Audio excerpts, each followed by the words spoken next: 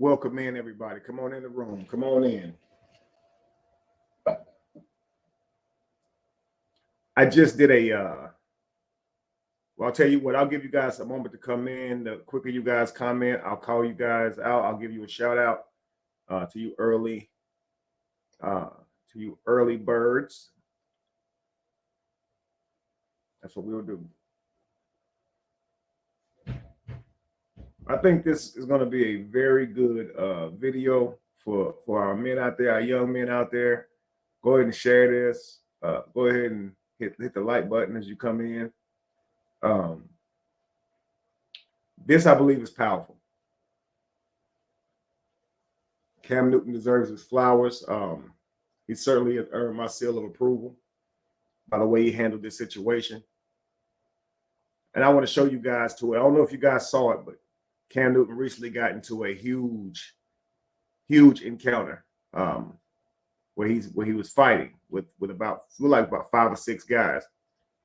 I know you guys probably saw the videos everywhere. If you saw them, put that in the comment as you guys come in as well. But again, welcome. This all happened. There's many clips of it online from many different angles. And finally, Cam Newton spoke his side about it. Okay. And so we're going to hear what Cam Newton has to say about this. And I think it's a lot that we can take from it. And it reminds me a lot of what I said about my brother and Jafi, Latruth and Jafi, the other day when they were upset on camera. And I was saying that if they were actually in front of each other, what kind of situation that could have turned into. In a moment, they could have both been throwing away what they've been working for their entire lives, right? Many of you guys saw that video. Thank you very much, Terry, for sharing the content. Welcome in, King. See, I'm on Facebook and YouTube. Got a few people watching, not many commenters yet, though. Throw a comment, guys, so I can see you guys. I'll give you a shout out. What's up, Joe Will? Welcome in. Listen, Joe, I think this is going to be very, very good for a lot of us men to see. If you saw this, let me know. Put a 1 in the chat if you already saw it. But I think this needs to be seen. The way Cam Newton responds about this encounter, I believe, is a lesson on accountability, on what that actually means. I've been saying since that video, welcome in, Jan Gray Tucker. Welcome in, Just Lovely Me. Thank you so much for the work you have been doing, you and Ashley D and many others. Thank you guys so much. You guys are amazing. But today we're going to be talking about making that good decision, making that right decision, because in a moment you can blow it all. You haven't saw it yet, but okay. Listen, man, I think you'll like this, Joe. Stick around, man. Peace. Welcome in, Chatty Kathy. Your words were so powerful yesterday, so moving. You are a game changer. Powerful voice. Thank you so much. Peace to you, Jimmy Jim. Welcome in. Welcome in. I believe, guys, that this will be a video that you guys can share with your sons. We finally got something here, something great that can come from a horrible situation. I always say that in the middle of chaos is when you find yourself. Many of you guys remember me talking to Jafi and Robert about their encounter online. If they had been in person, they would have been blowing it. They would have been throwing away what they've been working for so long. And you got to think about those people you taking care of. You got to think about your family and all of that, right? Welcome in, Queen Lacey. Welcome in. I'm not going to hold you guys long, guys. I just want you guys to hear this. It is so powerful to me. It's just very powerful. So welcome into our live discussion on masculinity and accountability. One of the things I was saying, guys, is men, you are so much more than destruction. You are for building. Let's not be so quick to destroy. Let's instead be quick to build. Far too often we talk about our physical capabilities as a means to destruct or a means to destroy whenever we're angry, where we grew up, how fast we are, how hard we hit.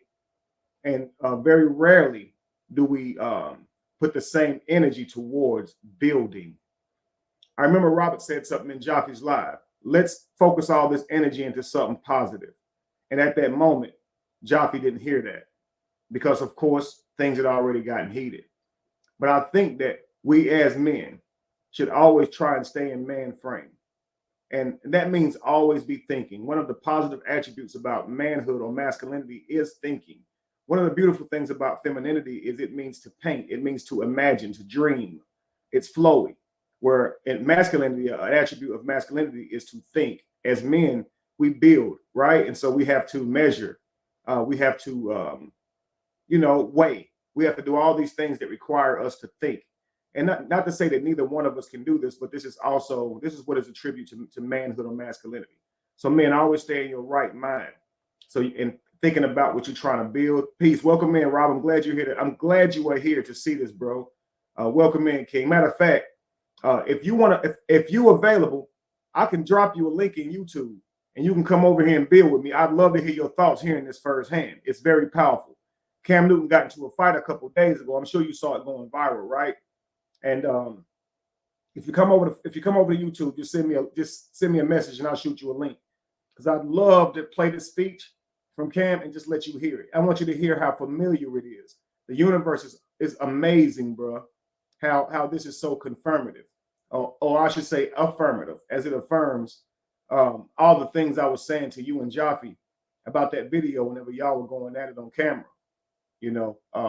I'd love for you to hear this, right? For you to hear and see this. Then I'd love to hear your take on that encounter too, if you don't mind as well. But I'm sitting here listening to this, and I listened to about a few minutes of it, and I said, this is just too good, man. So when I hit play, I've heard the first few minutes of it, and I thought it was just compelling. And so I wanted you guys to hear this with me. Okay, like I said, get your sons, line them up, because it's important that they hear what Cam had to share with you. There's many ways Cam could have approached this. He could have bragged about how strong he was and how he stood his ground against all these different men and how he'll do it again. He could have went into how it could have been worse if his bodyguards would have been. I mean, he could have went into it so many different ways, looking tough or anything like that. But Cam really put a lot of thought into this. So I want to salute Cam for this. I'm inspired by Cam Newton's recent speech addressing this contentious incident. So I want you guys to just join us as we analyze the key points from Cam's speech. We're going to explore the importance of self-awareness, restraint, and responsibility, or the responsibility in navigating challenging situations. Hopefully we can have some people up on the panel to talk with us, and those panel of guests can offer some insights and perspectives on how these principles apply not only in sports, but also in everyday life.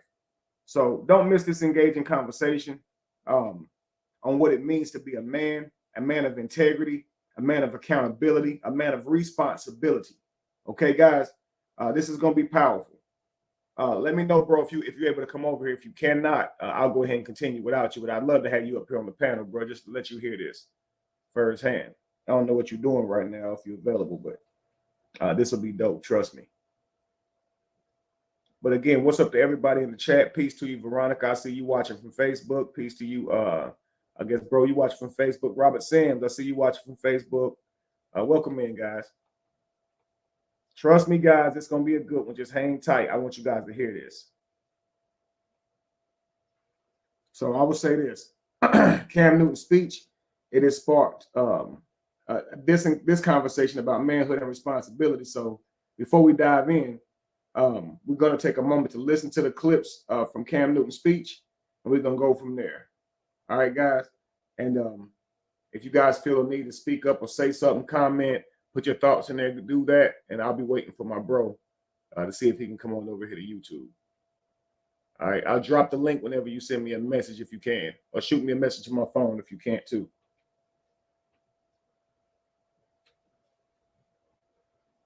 But anyway, guys, this was a jumping, was what this was. It was Cam versus many men. Put a one in the chat if you guys have saw this fight, this tussle.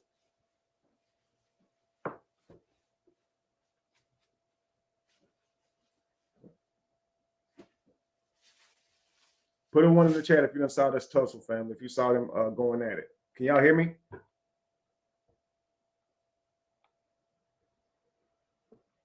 Okay, y'all can't hear me, right? I don't see my. Okay, I do see it. Okay. Robert McNeil says he has saw it. Okay, Latruth said he has saw it. Okay, you over here. Okay, bro. Let me get you this link.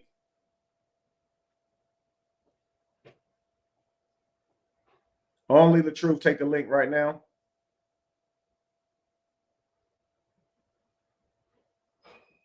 As soon as you come up, bro, I'm gonna go ahead and get started because I really want you to hear this. Might want to take much of your time. Chatty saw it. Everybody saw it. Good, good. Just a 504 fee saw it. Peace to you, Robin Lots. Deborah saw it. Mark saw it. Everybody saw it. Edward saw it. It's everywhere, right? Just saw it. Okay, yes. Okay, Jody sticker mo says he just saw it. Cool. Bet.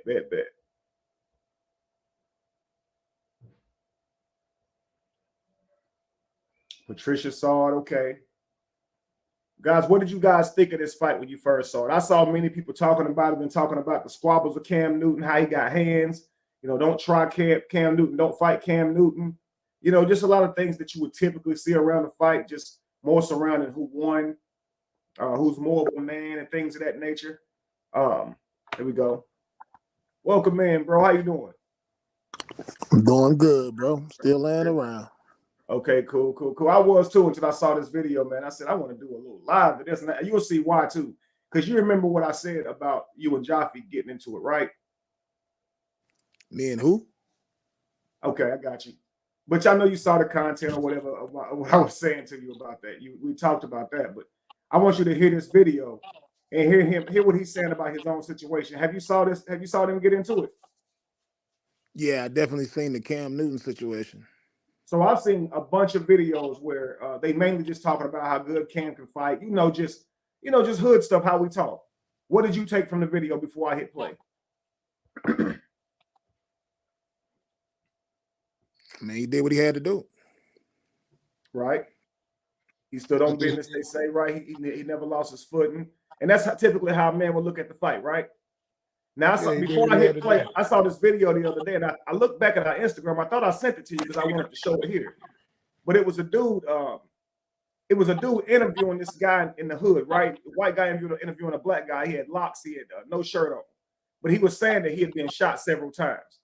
And the guy was like, why would somebody hate you so bad that they'll try to shoot you dead? And he said, what you mean hate? He said, you can get into a fight over anything, and somebody don't like losing, they'll shoot you. He said he done seen many people just get shot over the fact they lost a fight or just got into an argument at the time. Ain't got nothing to do with hate. And I was just like, damn, it's true. It's a true story. It's a true. So just think about, for I don't know if women truly understand how much men have to think. And what I was saying is thinking is an attribute of masculinity. We really have to consider every move we make and every step we take. We always got to measure and weigh and make sure we take note of our surroundings, because any moment can be our last over something so small, right? Absolutely. So watch this, bro. I want you to watch this. I'm gonna let it play for a few minutes, and then if you feel like pausing it, let me know. But I'm gonna let it rock out. I want you guys to hear what Cam has to say. This is his first time speaking on this fight. Now, mind you, he went this far into his podcast before he even spoke on it. Still continue on business as usual. He wanted to go ahead and get that out the way first. But here we are. Here we go. Let's get into it. This is powerful, y'all. Listen, play this for your sons. Let's go. You play basket weave and you play cricket, you play whatever sport.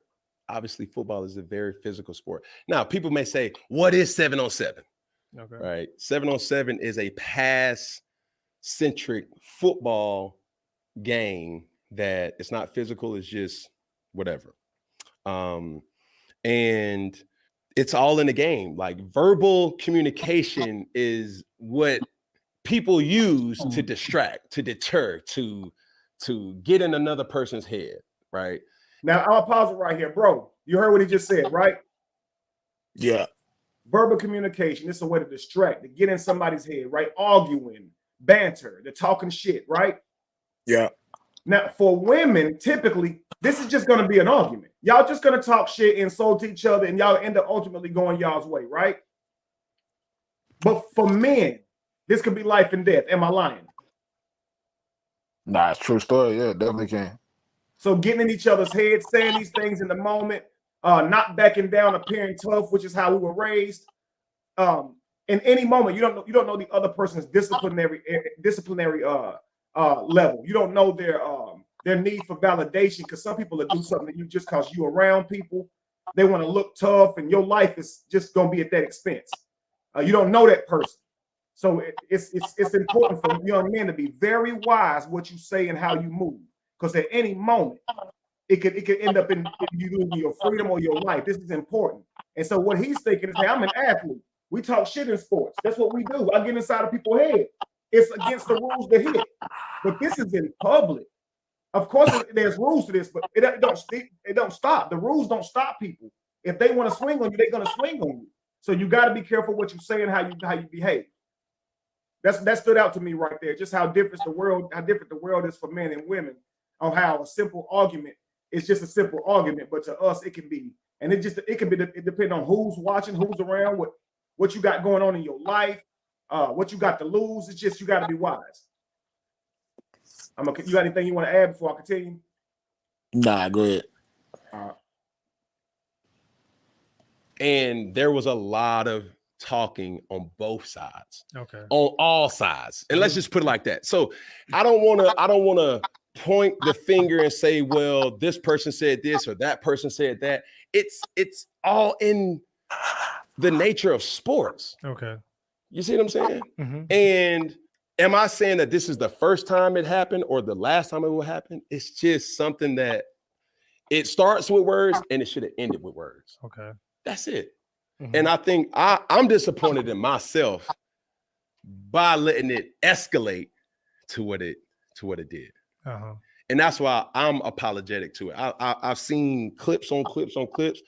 I've seen, the content that they put out or whatever. The truth of the matter is this. Me being in my position, I should have never put myself in that position. Mm-hmm. That's just the truth.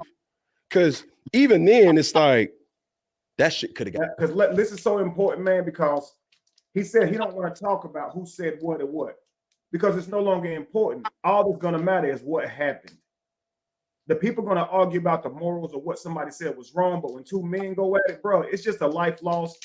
It's just injuries.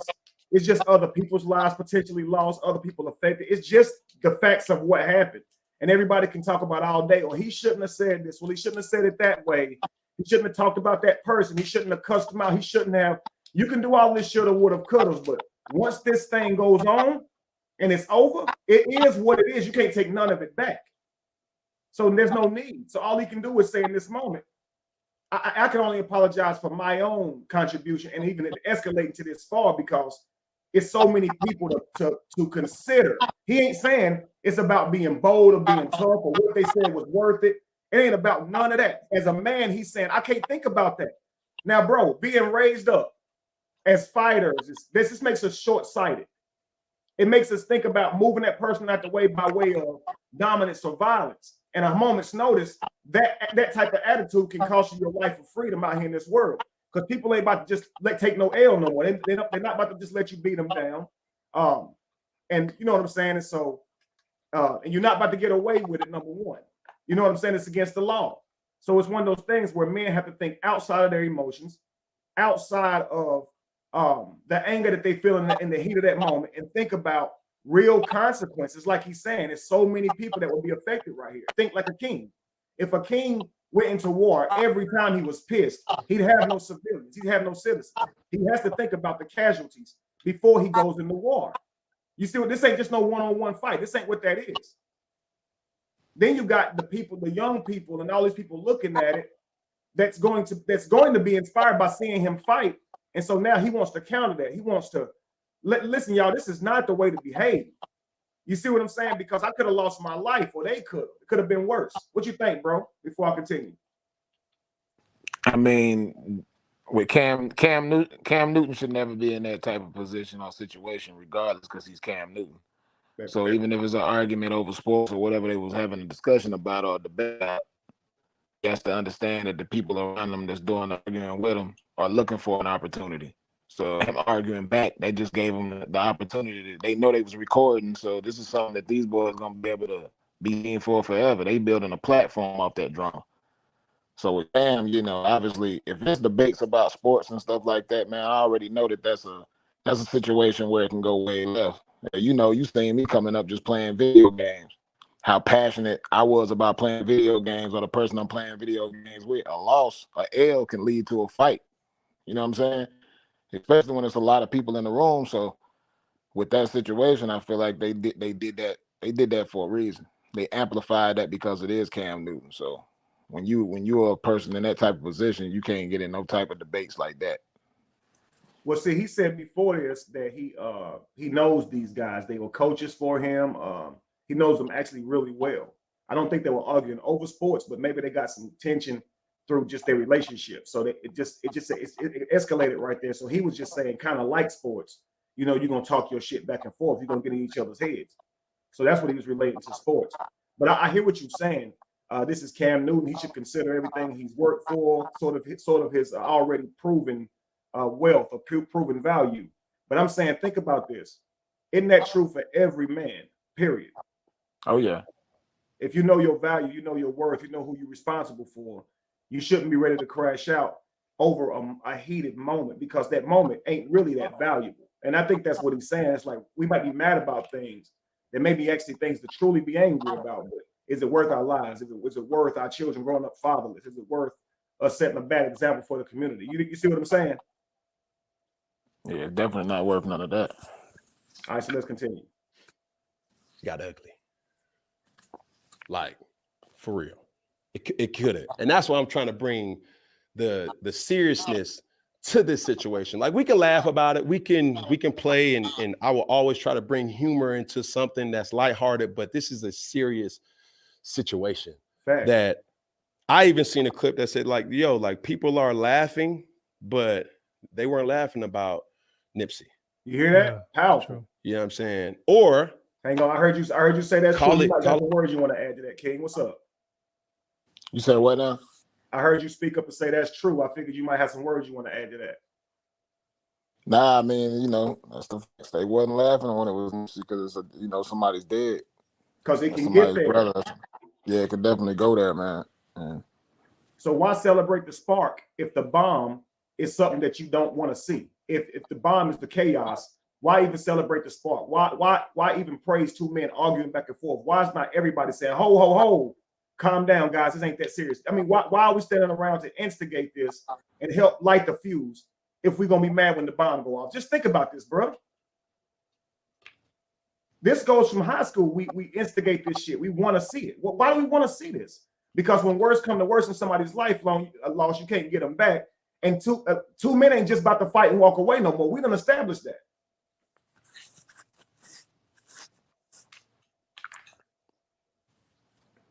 Man, you suck at this. I'm just playing.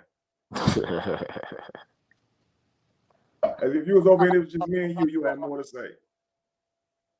You'll get into it. Let's continue. So. Nah, you know I'm gonna get into it. Let it rock there.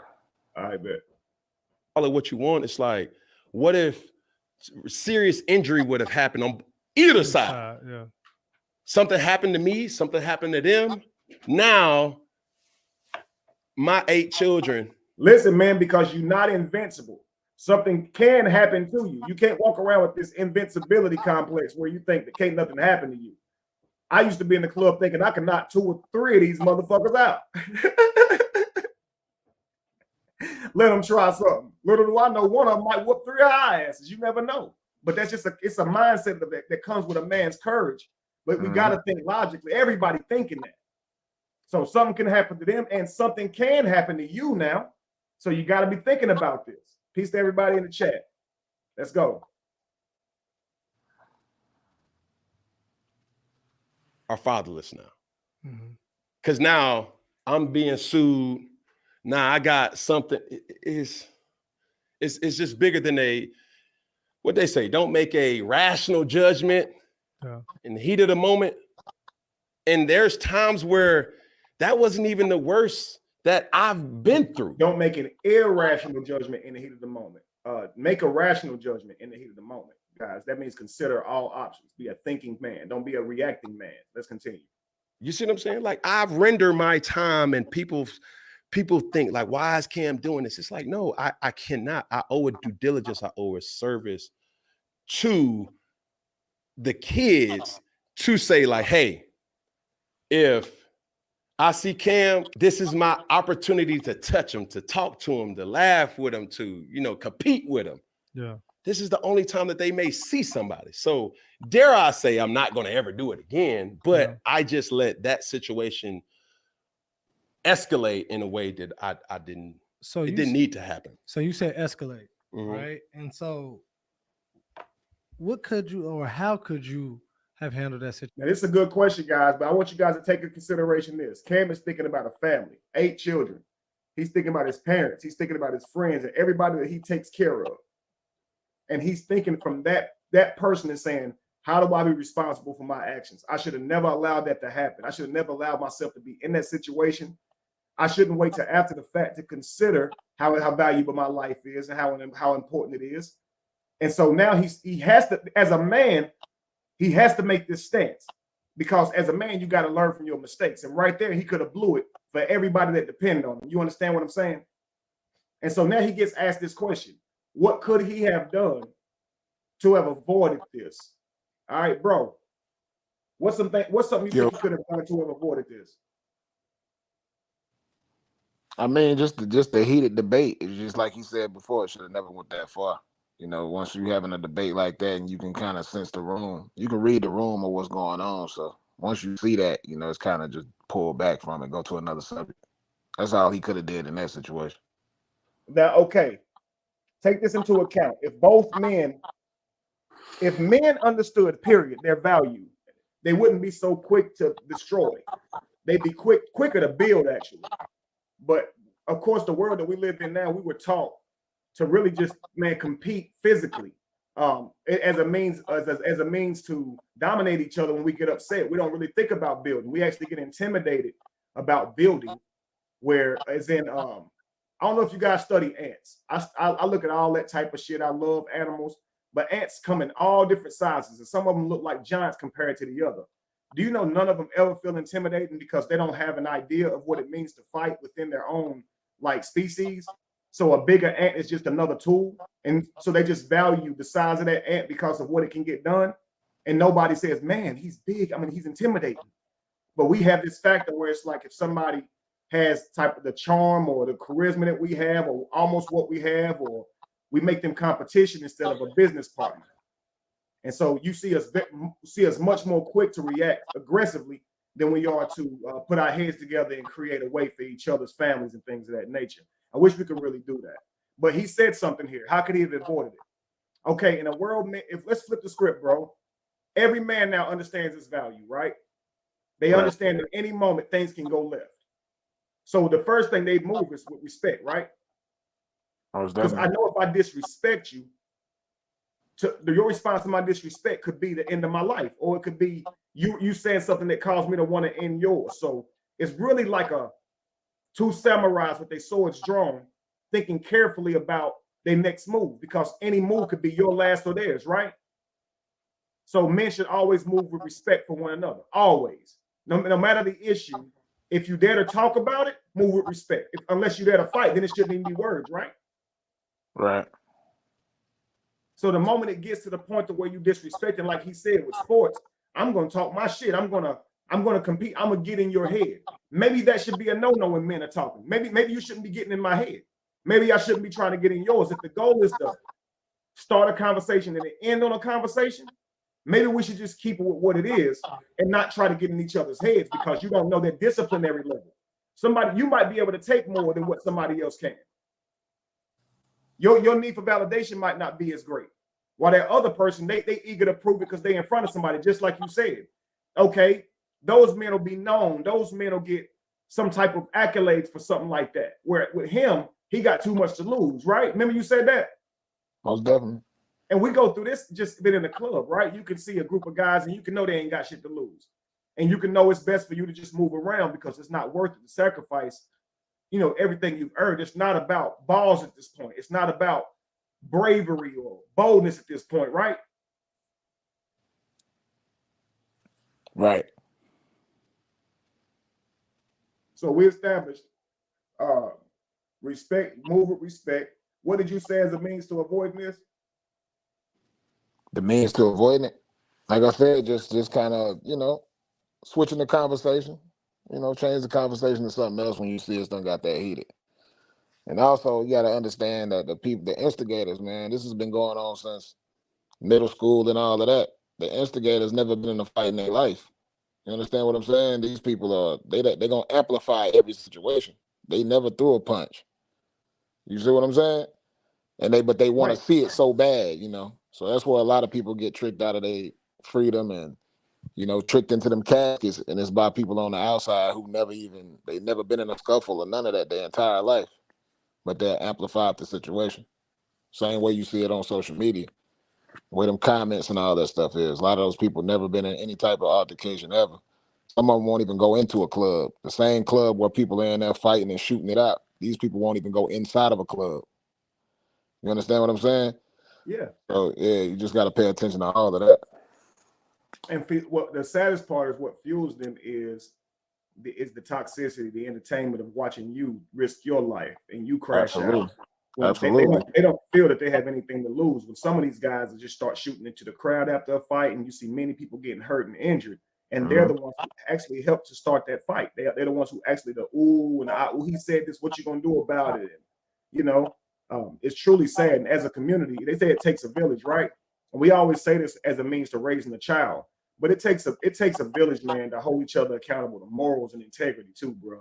Like it's best to be the positive voice when you see two men or women, anybody about to go at it. People should be saying, whoa, calm down. It ain't worth it, black man. It ain't worth it, black woman. I mean, we just should. Why do we want to see this? It's sad, man. Yeah. Let's continue. Situation differently instead of letting it escalate. Man, it's so many different things that could have been done, right? First off, I went rogue, Pay. Not rogue. I scrambled, and I should have just stayed in the pocket, bro. You feel me? But this is what I really want the narrative. Now look, bro, let's have a little fun with this, okay? He said he went rogue. He scrambled when he could have stayed in the pocket. Now, if using football terms, what you think Cam is saying right there? I want you to interpret that for my guest right here. He scrambled when he could have stayed in the pocket. What is he saying? I mean, staying in the pocket, I guess that would mean more of protection. I mean, he got people that if he got his bodyguards and all that, they can protect him from the situation. Scrambling, I mean, he went directly to it. He went to the problem head on. He wanted to fight it out. Okay. On a physical level, I understand that. I look at it like when you're in the pocket, you going with the planned play, right? The strategy of the play. You waiting for your breakdowns to happen. You checking down 1, 2, 3, looking at the coverage, and you're in a place like you said of protection, but it's a place where you designed a play, so you're in your thinking. But when you scramble, it's freestyle. Anything can happen at any moment. Your players are not ready for you. They're not within route. They'll have to notice this and adjust to you, and this changes the whole play, right? Yeah, same thing I just said, but you're just doing it more in a scientific way. Well, just more of I guess more like physically, like you said, you got protection there. You could have had your bodyguards handle it, step back, let them do what they got to do. You go ahead and get out of there, whatever the case may be. But you, instead, he went at it head on. You remember MapQuest? Yeah. You're more like MapQuest. I'm like Maps on the iPhone. You're going to get there a lot faster. With your route, motherfucker got to pull out paper and flip through the pages to get there. We're going to get there, but it's going to take a little bit longer to get there through your route. That's all. Maybe. But here's the kicker, though. I think what we said were very different. I'm talking about a game plan, a man that focuses more on his thinking. Like, you might have a plan when you get somewhere, you know what to do. If you feel like imminent danger is about to happen, you know how to get out of there. You got a kind of route in your mind. But then somebody can kind of infuriate you to the point to where you become reactive, and all that goes out the blue. So that's what I'm talking about, where you were talking about using the people that he had around him instead of trying to take that on himself. Do you see what I'm saying? No, most definitely. But the analogy to in the pocket and scrambling is the exact same thing. You feel what I'm saying? When you're a quarterback and you're in the pocket, you got a line blocking for you. You got you know what I'm saying? But when you but it's a come off plan play as come out of well. that So back, you yeah, when brought you you come out brought that, out the line blocking for you. I brought out the strategy of the play. right. When you scramble out that pocket, you ain't got no protection. So now you gotta approach all those situations head on, like you said with the freestyle part. And so, like when you go outside of your plan, know that things can happen on the fly, and you got to be prepared for anything, and that means the loss of your life or your freedom in that moment. So, is it important? It's important to not scramble, right? I think is what we're getting from this. And I'm gonna say this. In certain situations, but in this particular situation, I would have did the same thing Cam Newton did. Sure. And I think it's best to respond the way that he wish he had responded, because that is considering your legacy, your everything you ever worked for. It does not have to end in a fight. He knows these guys. There's got to be a better way for men to handle this. They shouldn't even be risking their lives and freedom either. You know what I mean? And so if Does he really know these guys though? Because the way that situation looked, that didn't seem like somebody he really knew. Like, okay, so let's do this right now. I'll show you. Right now we are at 38. Let's go back to him addressing the fight from the beginning. I'll just let it rock. Some straightening.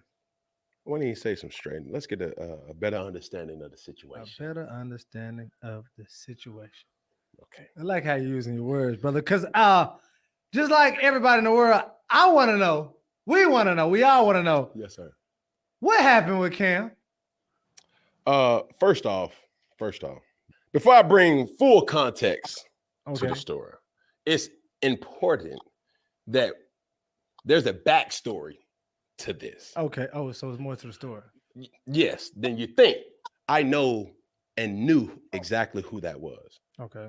There were former coaches up under my organization, C1N. Okay. So we have tenure. Now listen, everybody has their own mind, right? Yeah, Everybody has their own mind to think, and so they'll be thinking different things. Right now, what's going through my mind is, so all of these men spend their lives inspiring young men, making them stronger, helping in their mental development, their mental fortitude, to help them focus on getting to better places in life. So they worked under him as coaches. So all of these men work with children now, right?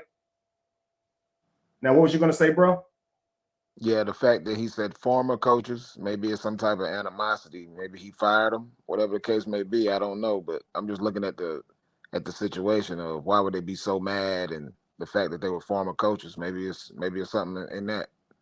So imagine coaching for years. Children have came, they've left. Some are playing for you now. Okay. Mm-hmm. Wow. They're watching y'all fight. They're seeing this fight publicly. So this ain't just your children who watch this. This is so many children, man, that y'all owe this to stay within this moment and master man frame and not scramble.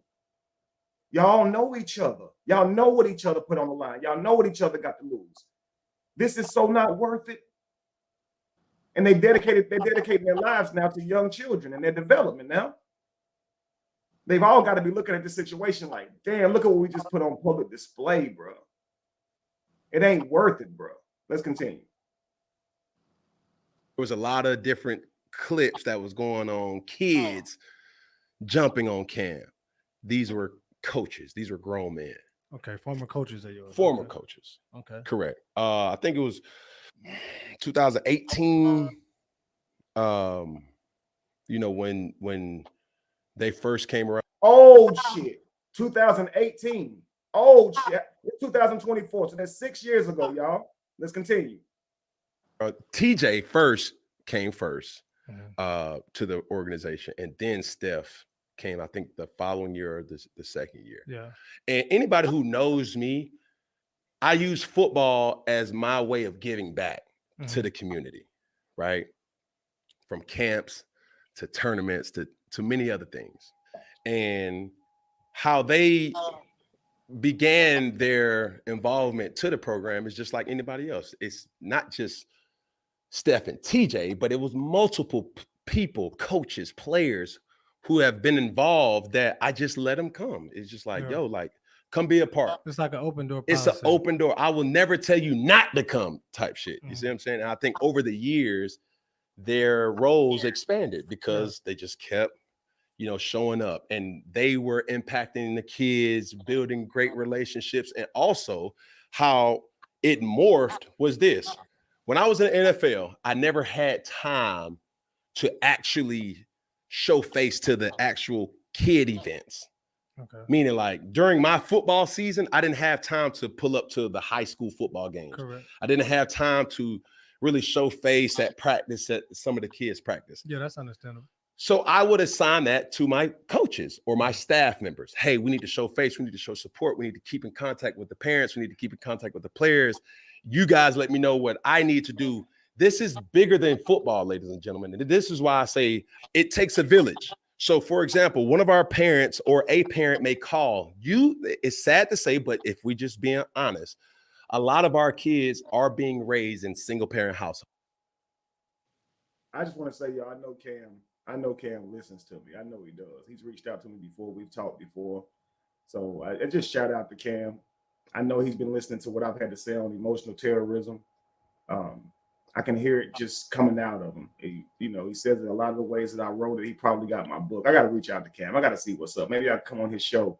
We can have a conversation on manhood. But I just wanted to pause it for a second, bro. What you thinking about this so far? What you gather from it? Just seeing how he's kind of put it together. He's kind of put the pieces together for you now, right? Right. Now I'm feeling like, obviously he's in the NFL. As he said, he didn't have time to come to all the practices or show up at the games because he's an NFL player. They traveling, he's working. I feel like he had coaches out there doing their thing. And we know when it comes to sports, whether it's kids to adults, winning is priority, man. Everybody want to win.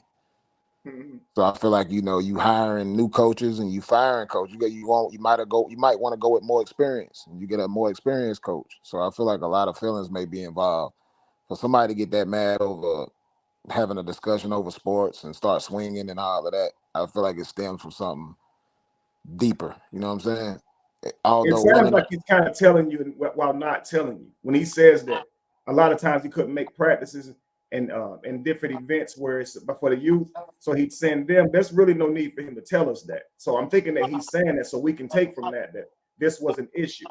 So you can see how if you put yourself in the mind of those coaches and you're doing all that, and now he said they no longer coach for him anymore. So now they're probably feeling like, were they paid for that? Things of that nature. He said he let anybody come in. So, just with the way he worded that, he let anybody come in. He's not stopping somebody who wants to come in. So I feel like they probably expected more money or whatever the case may be, and they didn't get what they expected. So that's the reason why they showed out. Yep. So it definitely was a loss, in a sport where you want to win. Well, for the kids, this is all for the kids. You winning every day you show up and you're mentoring them kids, whether they win or lose on the football field. But for that situation, they all lost. Right. And if you think about this, what's the odds of random coaches who used to work for him meeting there? I'm thinking this was a coaching team that he hired, and it would benefit them from working with him. They probably were thinking the added benefits would come from them running around and being at all these events on his behalf. It's making him look good because they're showing up with his equipment, his signs, his lettering, when maybe somehow they feel. And I just look at it like that's a coaching staff, a coaching team, and they felt owed for something. They felt like they've been kind of done wrong, and so that's why they're all there at one time to confront him about it.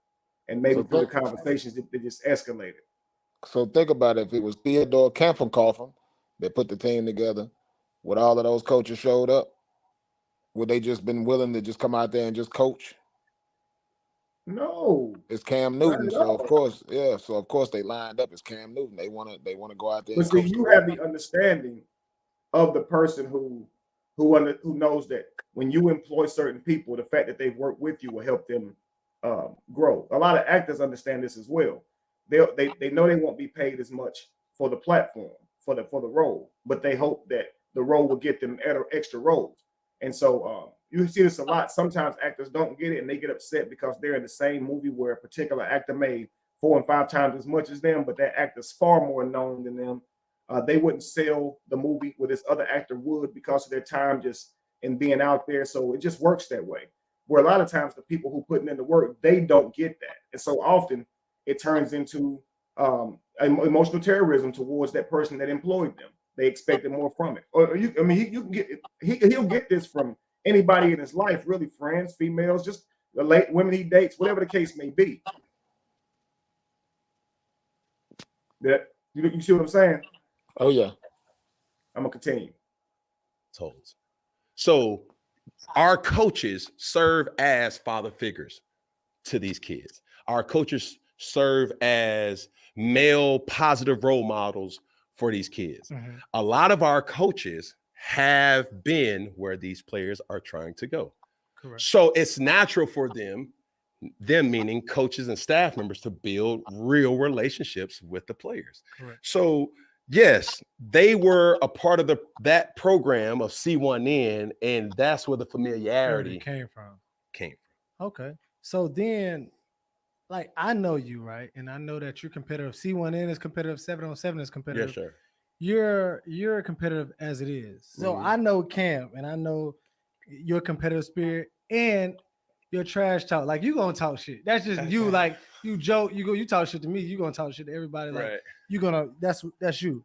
But I never known you to be violent. So like, even like on or off the field, anything like that, it's like, so what really led to this? If you knew these guys, and what led to this? I think that's a part of sports. You play tennis, you play golf, you play basket weaving, you play cricket, you play whatever sport. Obviously, football is a very physical sport. Now, people may say, what is 7-on-7? Okay. Right. 7-on-7 is a pass-centric football game that it's not physical. It's just. Now, bro, when I hear that, I hear you a lot in that, because you're very competitive. Growing up with you, most of your toxic encounters didn't come over something that would, be very serious, because that nobody really bothered you in that way. But over video games, sports, basketball, football, whatever we were doing, you name it, you were very, very competitive, and even to the point of becoming overly aggressive. If you were losing, right? Right. So I know you feel exactly what he's talking about, right? A high intensity moment where I've seen you ready to fight over Madden. You know what I mean? You be like, let's take it outside, and they'll be like, ain't nothing you can. You would tell them, ain't you can't beat me in nothing else. Like, what you mean, nigga? Basketball, football, fighting. You always throw fighting in there. Absolutely. And they be like, chill, bro. We be like, bro, you need to calm down. Nah, fuck that. That's what he's saying. And then you got to think about this. As youngins, there wasn't many consequences for that.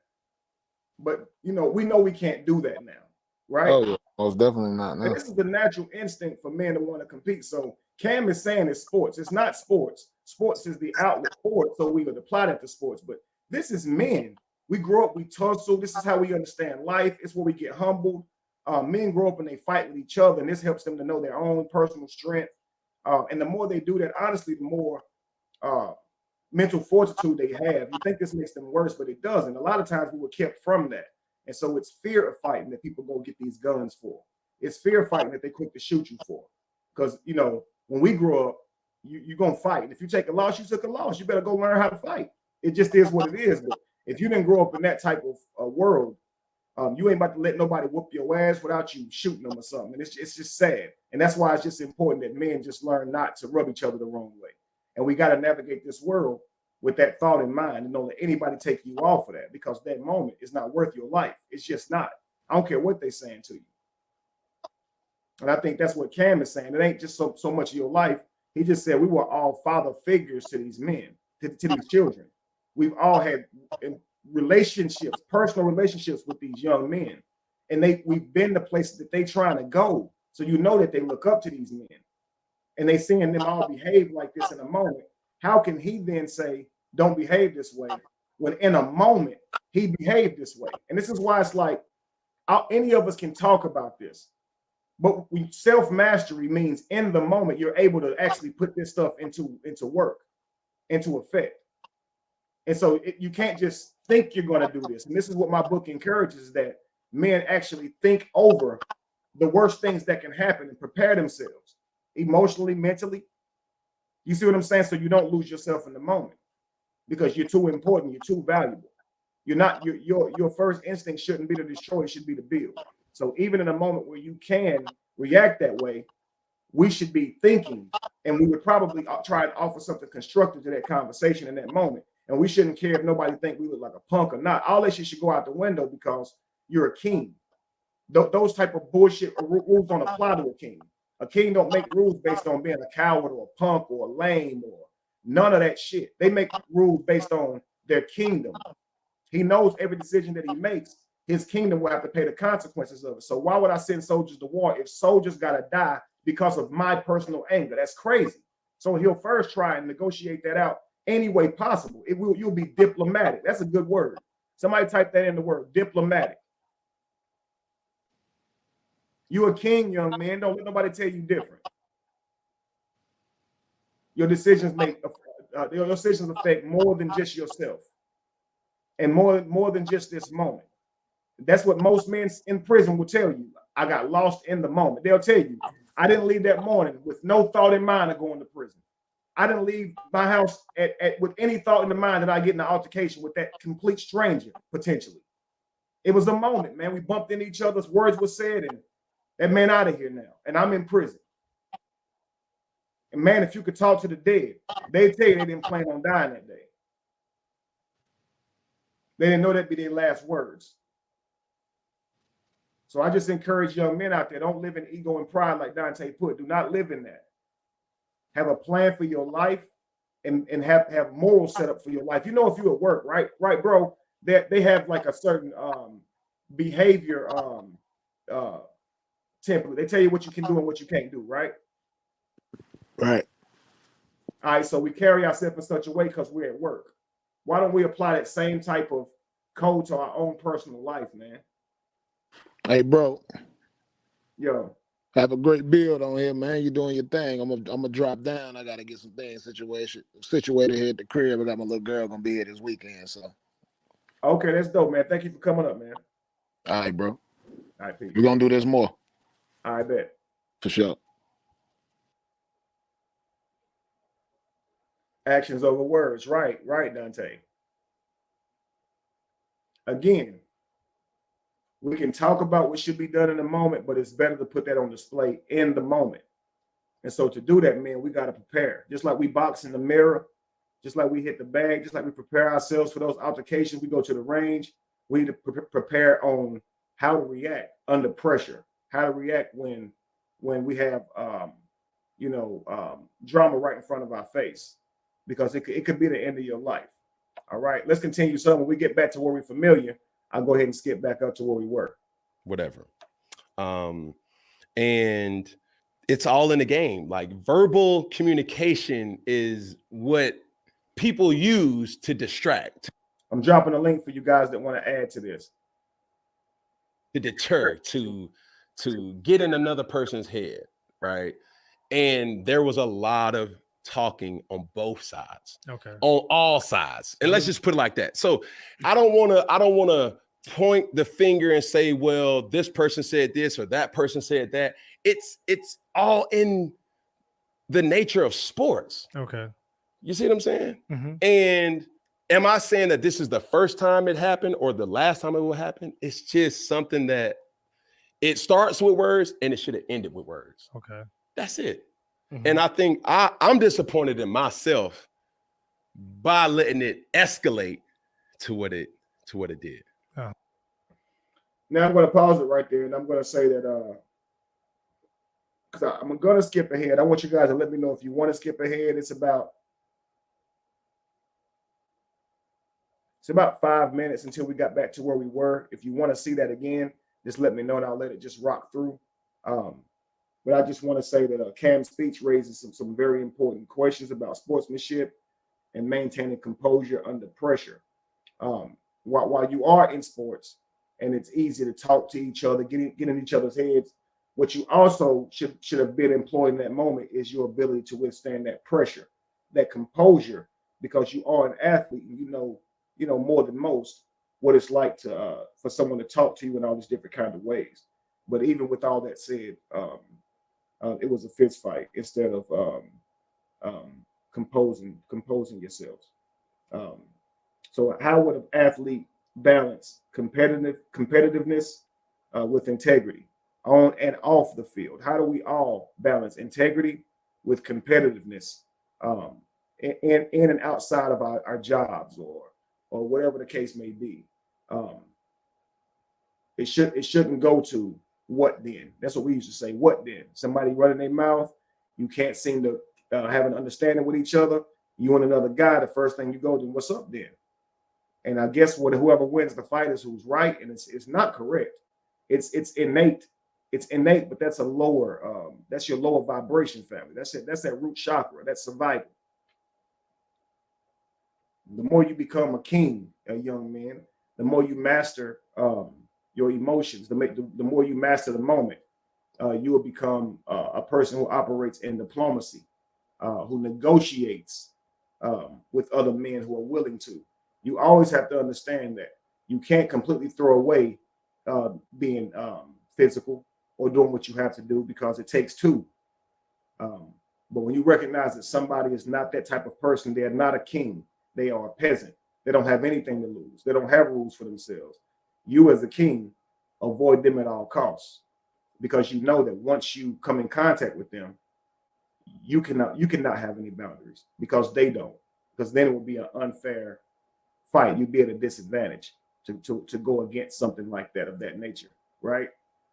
But in all senses, try and avoid an encounter with a person of that nature. But if a person can be diplomatic, if they can have a conversation, and they are willing, they want just like you to maintain their freedom, their life, they'll be willing to have that conversation with you, regardless of the difference, and be able to work through that as a means to bringing peace, because a real man is peaceful. Masculinity is not angry. It is peaceful, family. It is. It's truly peaceful. Your greatest warriors are peaceful because they've been in tons of wars. They don't have a need to operate in fear or in anxiety. They are truly comfortable in the combative state. They are your most calm. So we should be calm. Men, when we sit down to talk, regardless of the differences, let's maintain our man frame and respect each other and try to figure things out. Because in a moment's notice, things can escalate before you two even have a conversation, all because of the competitive nature of men. And that means that you've forsaken integrity whenever you are leaning more to your competitive nature. And it's a delicate balance. It is for sure. Athletes are trained to be competitive. We are trained to be competitive through our environments in school. We are products of our environment, no doubt. We come from instigation. We come from negative behaviors being praised. The quicker you are to cuss somebody out or knock somebody out, the lower you're willing to go, the more cool you are, right? The badder you are. So it's a delicate balance, but we got to find it a way. When we become adults and become leaders to our own families, we have to find a way to uphold our own values, despite that nature to be competitive and say sometimes what you want to say, and do sometimes what you feel like doing in that moment, because there are consequences. Now, speaking of consequences, this is what the root word comes from with karma, guys. Consequences. Karma is not some ambiguous thing that can strike you in some ambiguous way. It simply means the consequences for your actions. Okay. So if someone says, "Hey, I wish something bad happened to you," and the next day they get into a car accident, that isn't karma, family. That bad accident happened because the road was slick, because they weren't paying attention to where they were going. Maybe the other person wasn't. The conditions around that accident, that's their karma. Okay. If you don't look both ways before crossing the street, being hit by a car isn't parallel, but that is karma. Okay. It's the result of your actions. You understand, family? So just as much as saying somebody, I wish something would happen to someone, and then something happens to you or somebody you love, could be karma. That's like saying if you smoke a pack of cigarettes a day and you get into a car accident, then that's your karma. You see how that would make no sense. You understand, guys? Karma is not some ambiguous thing to say. I heard you do this or say this, so now I'm going to strike your family or strike somebody you know, or you or yourself with this karma, this spooky magic that makes no sense, family. We hear this word karma, and because it's not an English word, we put magic on that word, and we give that to a being that we don't understand. Karma is not even a Christian word, family. So the fact that we use this word and act like it has magic on it is unreal when the word means consequences, the result of your actions. Okay, so if I punch the wall, karma is hurt knuckles. Karma is a damaged wall. It's not my uncle slipping on a banana peel, right? You see what I'm saying? That's crazy, man. That, you know, guys, that's crazy now. Okay. So karma is very real, as consequences are, and nobody can avoid consequences. No one. So karma is very real, but it's the consequences for your actions. And so you know, the actions that could have stemmed from this issue could have been crazy. So the ability to remain composed, make a rational decision in the heat of the moment is very crucial. Do any of you guys have any personal experiences to share about managing emotions in a competitive situation? Maybe you're arguing with somebody. Maybe he's trying to look tough for y'all up in your face. He's challenging you. He think you a bitch. Man, you know how it is. Hit the link.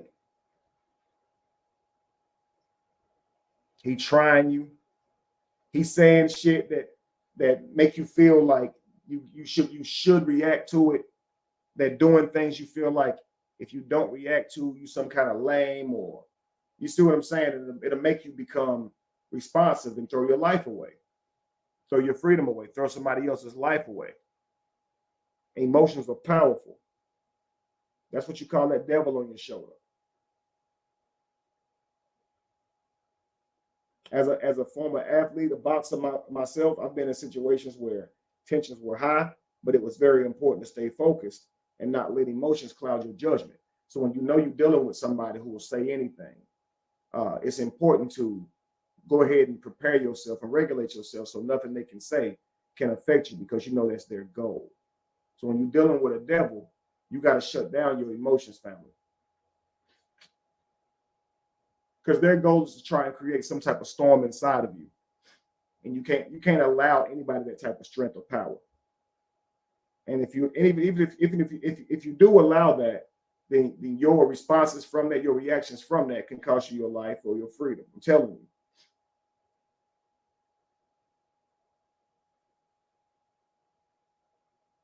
I'm hoping that makes sense. So I think Cam Newton's message extends far beyond sports to life in general. He emphasizes the importance of accountability and the potential of consequences for our actions. How can we apply these lessons to our life? I think it's all about taking responsibility for our choices and understanding the impact that they have on ourselves and others. Whether it's relationships, work, or professional endeavors, accountability is key to personal growth and integrity. I think his speech serves as a reminder that we should all have responsibility, conduct ourselves with dignity and respect, and we're going to dive deeper into the impact of our actions. That's great. Let's bring up Angie. Peace to you, Angie. Welcome in. Hey, Brother Kevin, how y'all doing? Hello, chat. Doing amazing, doing amazing. What's your thoughts so far on this?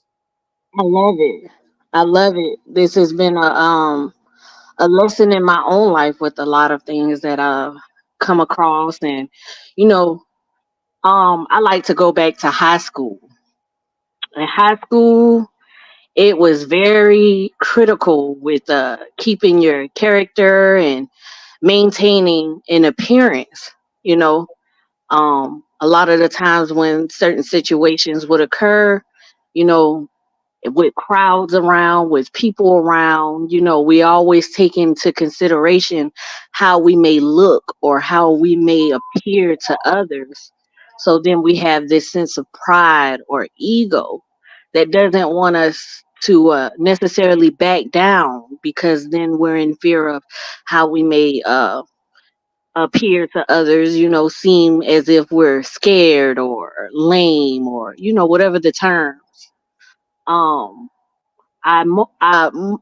mostly I think of this as a form of it's a form of trauma. It's a built up understanding that people have to realize of low self esteem and insecurity of oneself. If you know yourself, if you're confident in yourself, there's no need to prove to anyone who you are. Just being who you are is it tells your story. Everyone wants to seem as if they're the tougher person, and it's it's a distraction from progression. um we have to get to a point where there is no point to prove to anyone. I am who I am. They say things, they may do things, but in those moments when it seems so easy to let our emotions have us act in a certain manner or behavior, and then we justify it with, well, this was done, that was done. you know are you really the person that you think you are? Are you Mhm. really who you think you are if you allowed your emotions to take control and become something that you don't necessarily agree with? The Because person that gave you that behavior is the reason why you became upset in the first place. right, and like I always say, it's in chaos that you find yourself. You may feel like in the moment that I can handle the storm. I can handle somebody talking junk to me. I can handle somebody disrespecting me into my face. But it's in that moment that you find out who you are, and that's gonna define or be a display of your actual discipline, right? Because where Exactly. some could have walked away, you may feel that it was impossible for you to have, and that doesn't mean that it was impossible. It just means that for you it was, right? Right. And so I feel like if we could shed these ideas that being a bitch or a punk or a lame or a coward, all these types of things, if we can shed those ideas, it would make us almost invulnerable to that type of toxic instigating, right? Or even feeling compelled to respond in such an aggressive way to avoid being called those things, right? If a man thinks about his life, his plan, his goals, and he operates in a way that is conducive to hitting that goal, he would never let himself be pulled aside or distracted from his goal by doing things that would completely destroy him. None of us leave the house today, leave the house, like I said earlier, and say, today is going to be the day I throw my life away. I'll go take somebody else's life. So if that's not in your plan, know that you can just walk away. Just imagine two deers, two rams about to go at it. Um, Imagine two rams about to go at it, and they're sitting here looking at each other. They can run and headbutt, and one of them just decides to just walk away. I don't need the headache. Okay. No pun intended, right? I don't need the headache. That wasn't my plan. Why am I over here headbutting this fool for what? It causes your opponent to actually become confused. Right. So, because they don't know how to attack you anymore, because the attack that they found to be easy, or the attack that they understand bothers them, or has bothered people in a normal, and they intend the normal response. Now they're confused because you gave them a different response. They don't know how to respond to you anymore. The saying they always say, "Get on my level," Mm-hmm. or I think it was even a song, "Get on my level."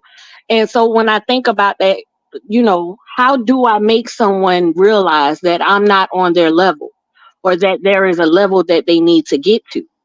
Well, I can't respond in the manner that they're responding. They have to figure out a different way to affect me. You get what I'm saying? You can't affect me with this moment of emotions and anger and, trying to find words or things to do to hurt my feelings, because it's not my emotions that I'm going to give a response with. Does that make sense? Yeah, you know, you're absolutely right. And what if we raised our boys to understand that? And I mean, don't get me wrong, our women too, but I think our sons, more than our daughters, our actions really cause a lot of loss of life and injury and a loss of freedom. And so I think that as men, we should understand that it's important to not lose it over an argument, over a conversation. And manhood, it should be displayed by having discipline and patience and moving with respect, because any moment can cause that loss, right? That injury, that harm. And it's not about fear. It's about um, you know how much you want your dreams to come true, how much you want to protect your family. Protecting them is not just by defending them or being volatile on their behalf. It's more about making decisions that protect them in the long run. And what It's about the value that you have for yourself and the value you have for, your loved ones. You Mhm. know, is it important in this moment for me to just lose it all because of someone trying to pull me out in my emotions? Right, absolutely right. And I'll say this: Cam Newton is not just a football player; he's a role model for many young people, and so he's considering all of that as well. Not just his life, not just his family, but how many people that he's responsible for in that moment. Um, what responsibility do public figures like Cam Newton have in setting a positive example? Do you think, Angel? Well, I mean, it's major. A lot of people have differences of opinions when it comes to the behaviors and responses of people in certain statuses. You get what I'm saying? But when a person in his social class responds with a more mature and logical format, then they tend to have the long run of approval. you know when you tend to lower yourself into certain behaviors, the ones that are most important are the ones that are uh mainly affected because they see better in you. They see you as a certain success goal point, you know so when you Mhm. bring yourself down to a certain level, it affects them. And now, it was like this thing, I think I said it not too long ago, where people can tend to have an idea of you in their minds. And so, a lot of the times, even though this effect is more so on themselves when they let themselves down, you have a lot of people that do this. So when you are in this type of level, sometimes even though it's not fair, it is a selfless act to consider it. You're absolutely right. The more we become emotional, I think the more selfish we become, the more short sighted we become. And Mm. so it's important to master our emotions. I often tell my boys and young men that the guy that you see quick to just do violent things, the guy that you see with the short fuse and the party and the club, that's a feminine man. That's an example of a feminine man, Most uh, definitely. because he's overly emotional. He's moving through jealousy. He's moving through envy. Right. Um, He's not a that's not thinker. that's not strength under control. So a feminine man is a dangerous man because he's strong. Yeah. So just because he's physically capable of hurting people and things doesn't make him masculine. It doesn't make him manly. Um, People who tend to behave and move with emotions, they're not as strong in the critical analyzing part of it all. They're thinking within the moment, and everything is important now. But when you have a thinker who considers every moment and not just this moment, then you have what I would say a very prepared uh, man, a very prepared leader, that can conquer not just one battle but an entire war, because yeah, they're not willing to risk it all for a battle. They're willing to to manage and conquer an entire war, a legacy. You're absolutely right. And I want to submit this thought, this idea. Like, consider a hunter, right? The hunter who can see the farthest is the best hunter. The hunter who can see into the distance would be the best hunter. You know, everything is not accessible through you being able to reach it or throw a spear to it. Sometimes you're going to need an arrow, and sometimes these deer and things like that you're hunting can smell you long before you get to them. The same way you're studying them, they have no other choice but to study you as you are their predator. So to survive, they have to learn you, and so you have to have these different methods, and you have to be able to be adaptable. But you have to be able to, you know, to get these animals and things of that nature to be successful in hunting through it by distance. And think, I was talking to you about this the other day, but when you raise that arrow and you looking into the distance, you have to consider the trajectory, the wind, the weather, all these things before you let that arrow go. And that's thinking like a hunter. And that's how a man has to think. He has to consider having that ability to see into the distance. Acting right now because of emotion is short-sighted, because you're only thinking about this moment, winning this moment. There is a way to get away, even if it just means by walking away. And you don't have to win the moment by means of people, the public, in the public eye. People say, yeah, he was brave, or you know, he's tough, or he ain't scared. Like, forget all of that. If you truly gonna make the best moves for yourself and the people that you protected, it can't always be in a physical way. It can't be. Your life is far too valuable for that. Because I mean, it's so many people in the world that we come across.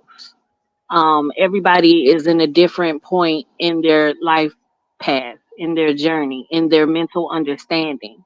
And so if we stop for every person that behaves in a certain light and give them a response within our emotions, we'll never get to to conquer in our journey, to, have a successful point in our own journey.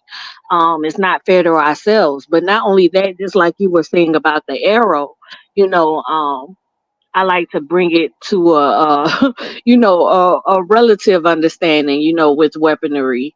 Uh, Everyone knows about, uh, weapon violence. I don't know if I can say the actual term, but they'll always say, well, a bullet has no name on it.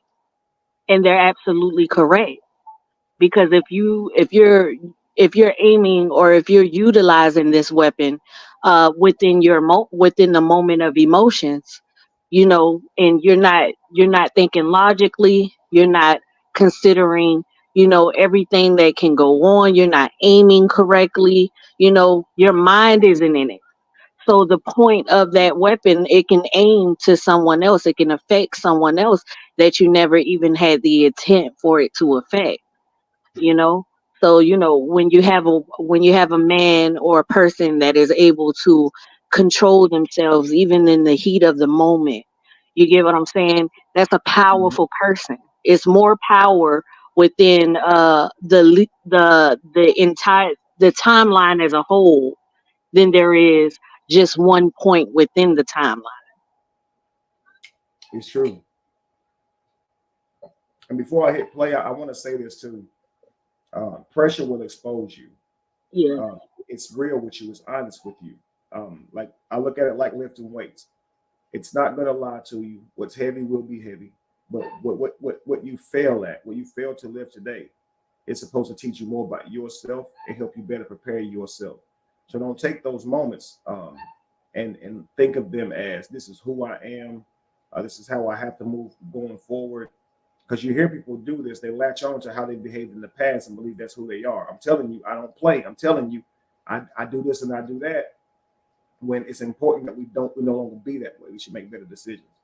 So I want you guys to, as I play Cam Newton, I'm gonna let him talk until we get to the point where we paused it earlier and continue from there.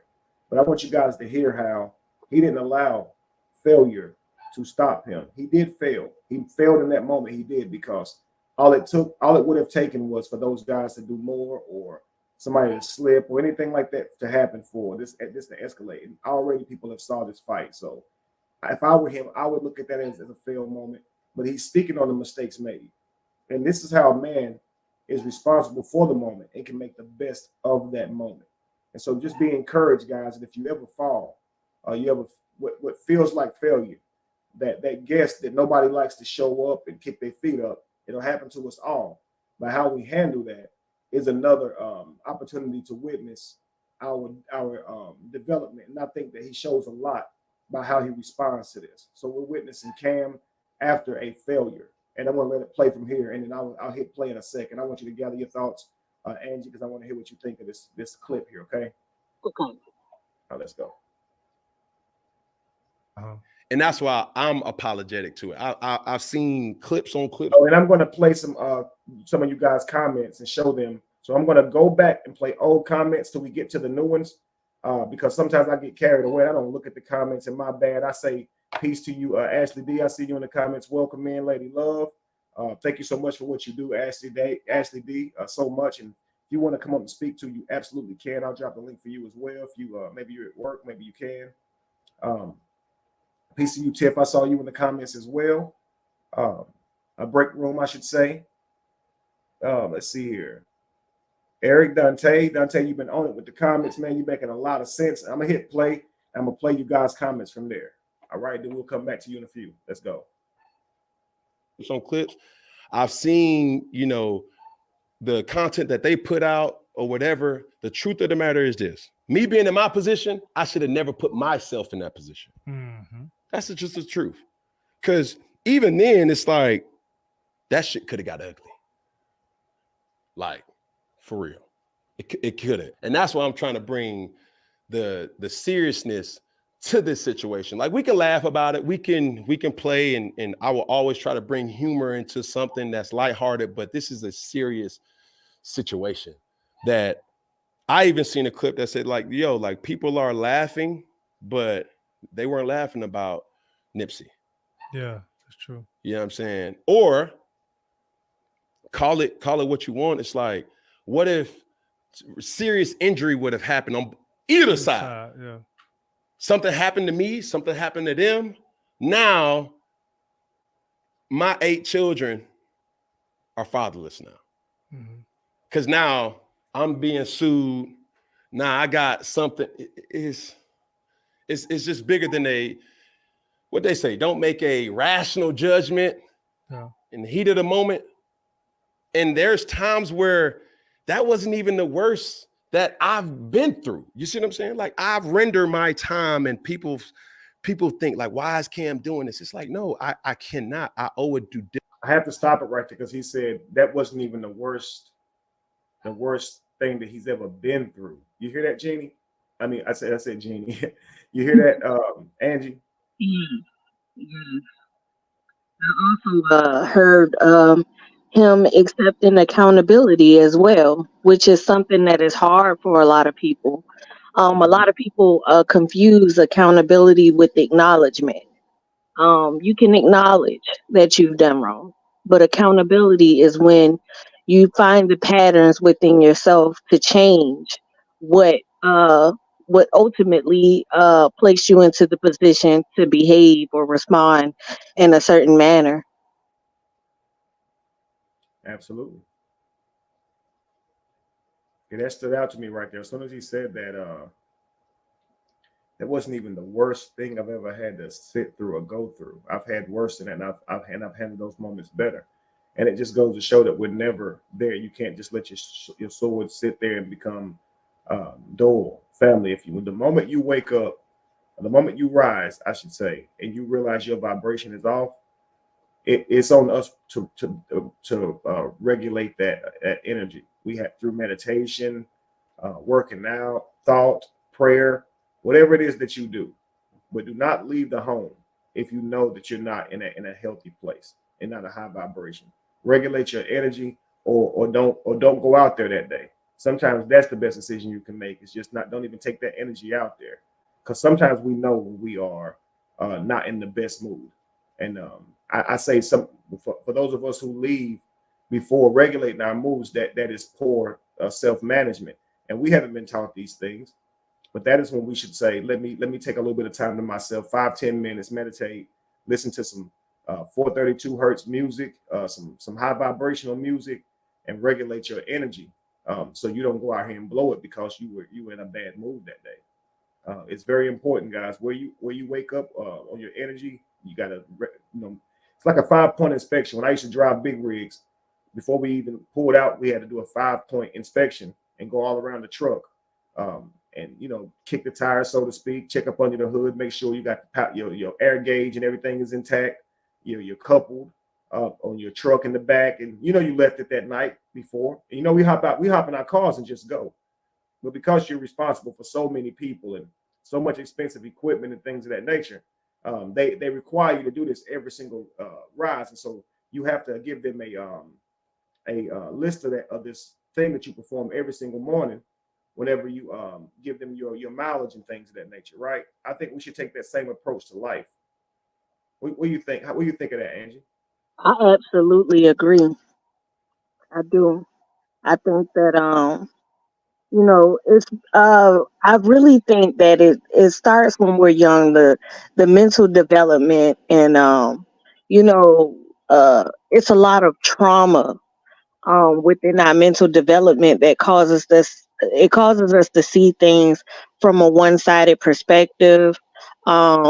We start to analyze and understand things according to how others may see it, and not necessarily considering ourselves in the moment, not necessarily realizing that there's something that we need to figure out about ourselves that is making us feel certain ways when people say and do things.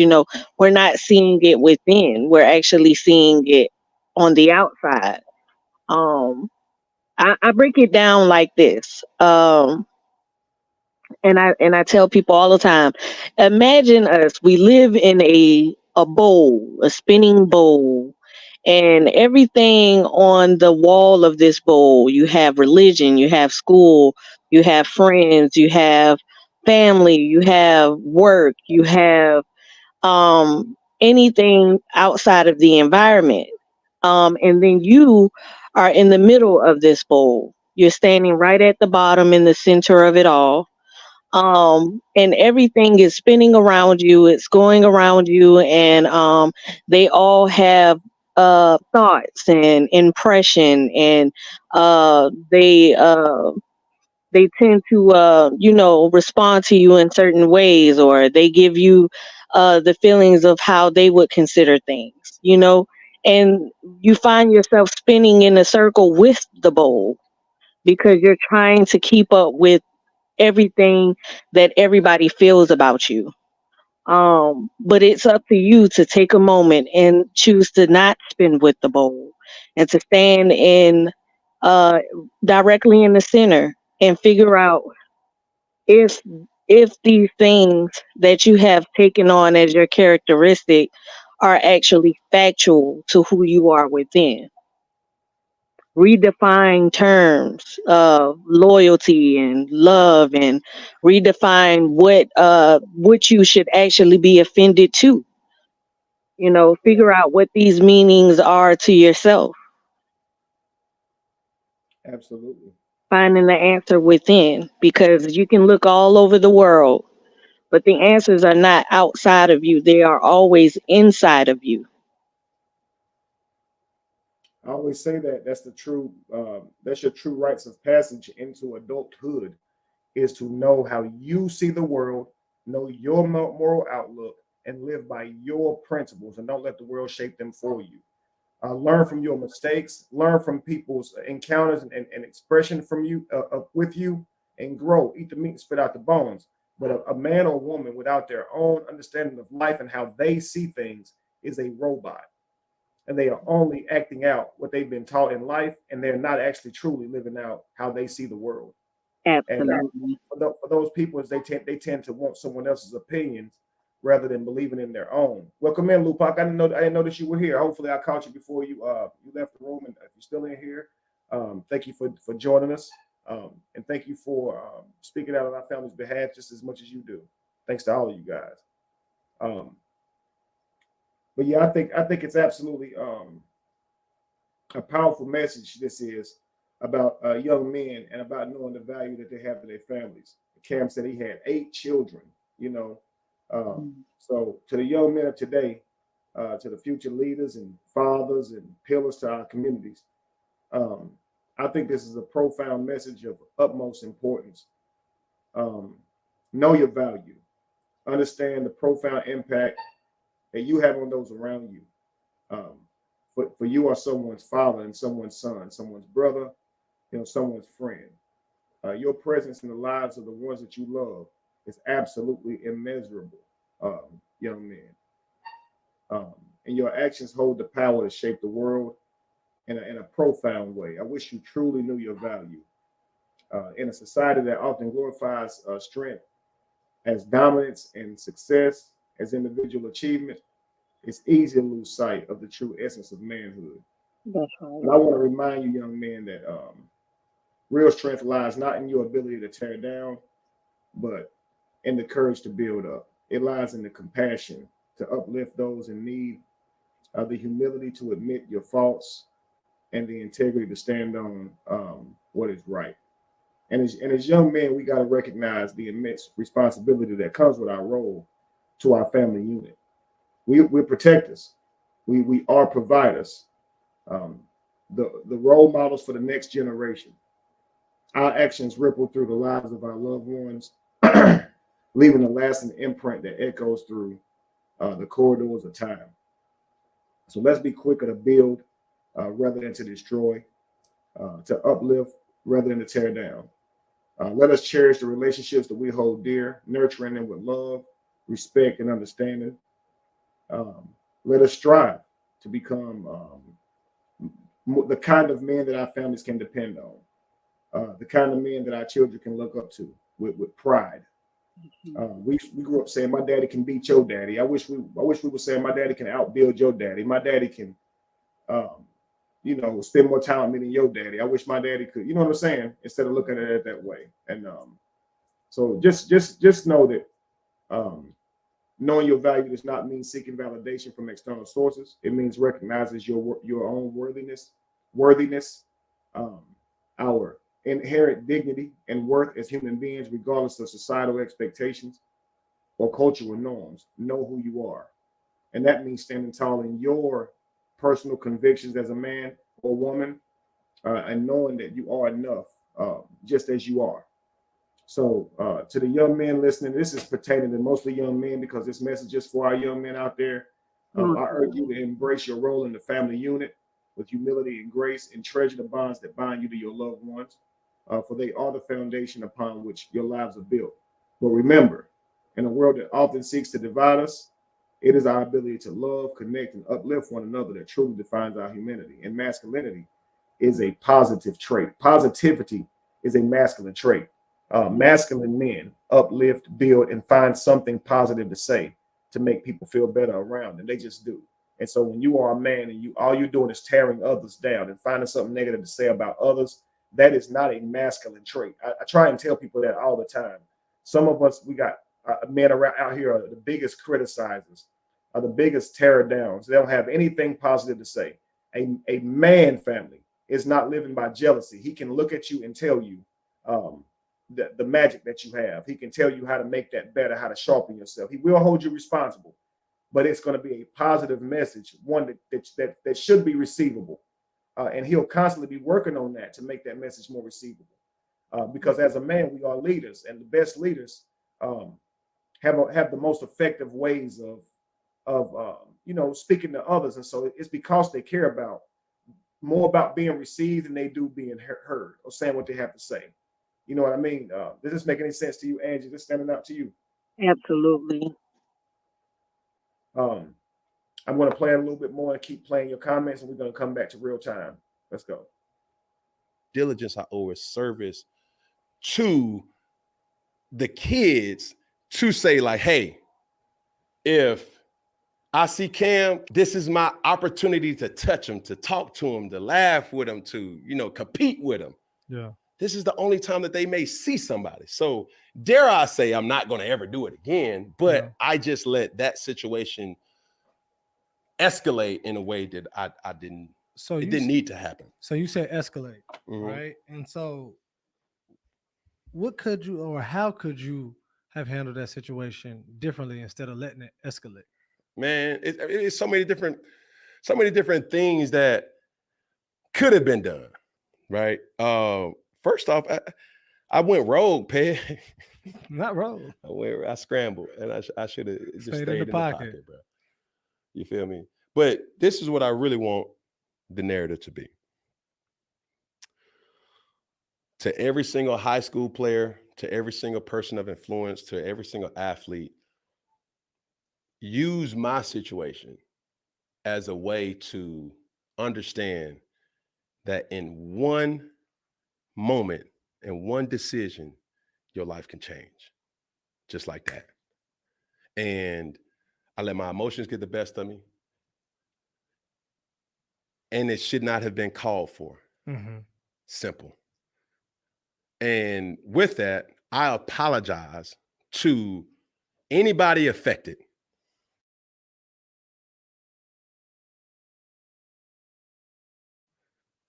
And with that, I apologize to anybody affected. Really want the narrative. Your life can change just like that. And just Stayed in the pocket. Listen at this, guys, right here. Okay, bro. You feel me? But this is what I really want the narrative to be. To every single high school player, to every single person of influence, to every single athlete, use my situation as a way to understand that in one moment and one decision, your life can change just like that. And I let my emotions get the best of me. I let my emotions get the best of me. I always say, at that moment, you are possessed. When you allow your emotions to have the steering wheel to your actions, you have become possessed. Devil. The root word that comes from etymologically speaking, it comes from the word double or devil. It means your lower half, your flesh. And we know that flesh is where our sins are, right? And so this is a concept that's meant for us to understand that duality. It's that these things come from your flesh. So when you are moved with emotion, then this is flesh, right? And so he said, I became overwhelmed with emotion. I let them get the best of me. So I became a demon. I became a lower vibrational entity acting out my emotions. And this is without thought because I became emotional, right? And emotion does not consider consequences. It's reactive. It's explosive.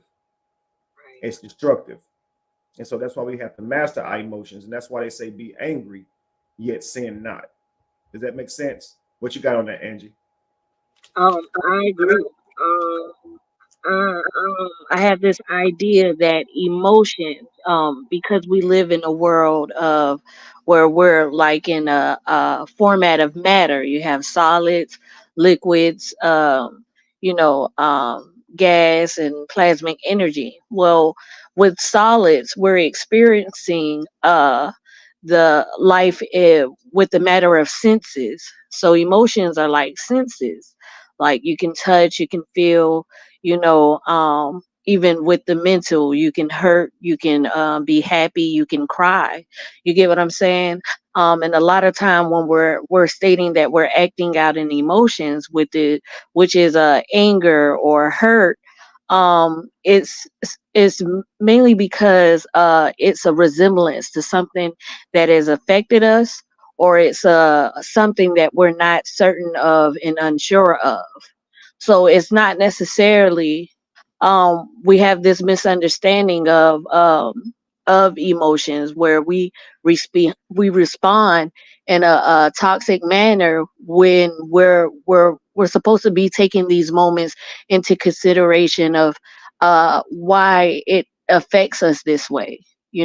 This is how you get to understand your senses. When a baby is little, they tend to put everything in their mouth, like their hands, their feet, and everything in that sort, because this is a form of them learning through the feel, the touch, the taste. So when you have emotions, you're supposed to be finding the ideas that cause you to feel this way within yourself. This is how you're supposed to learn and grow. And this is actually experience to gain experience within. But because we don't necessarily have that understanding as a whole, we respond in an irrational manner. Does that make sense? Absolutely. It makes perfect sense. Perfect sense. And so that's why I say self-mastery is important, because if we continue to live our life through our taste buds, through our emotions, our diets will be thrown out of hell, and the consequences to our actions will be insurmountable. We cannot live based on simply our taste buds and our emotions. If you eat everything that tastes good, you will not look how you want to look in that mirror. You won't feel how you want to feel either. So you have to regulate that as an adult. As you get grown, nobody's going to tell you no. So you have to be strong enough to tell you no. As a child, you have someone who's managing you. So they'll say, no, that you can't eat that, you can't have that. And so as an adult, you have to make those decisions for yourself. And it's the same with your actions in life. Nobody's looking over your shoulder. Ultimately, you're going to earn in life your lump sum of decision making. Right or wrong, what you end up with is what it is. And you can make as many excuses and never be accountable for your actions all you want to. But your life will look like your decisions ultimately. I want to say thank you so much to Carolyn Riley. She says, hi, King from Columbia, South Carolina. I got one of your books for my son off of Amazon. Thank you so much, Carolyn. That is dope. Thank you. Thank you for the love. Thank you, Angie, for getting a couple books as well. You got quite a few, I think. Ashley D got some books too. Just thank y'all so much. That is dope. That's dope. Thank you, thank you. I think your microphone went a little robotic on my end, but I think I got the gist. Okay, let me know, guys, if you guys can hear me, and I'm gonna hit play, and I'll be listening for your responses. Let's go. And it should not have been called for. Mm-hmm. Simple. And with that, I apologize to anybody affected. That's Steph, that's TJ, that's their organization, that's C1N, my organization, that's my players, my parents, my staff members. And when you really debrief from days after, it really puts things into perspective. And I tell you this, my president of my program, Kendall Ogle, person who I have high regards for, he called me, and even though he was empathetic to understanding where I was coming from, he simply said, Cam, that cannot happen. You mean too much to too many people.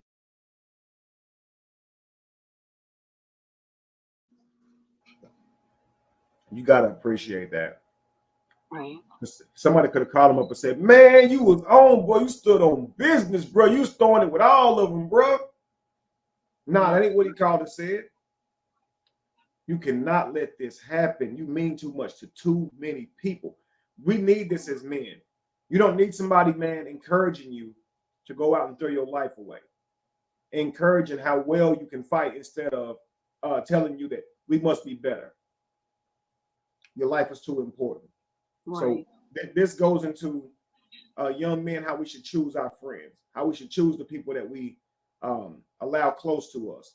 They should be people who are masculine, people who are looking to be positive, men who are looking to calm you down if you were to ever lose control.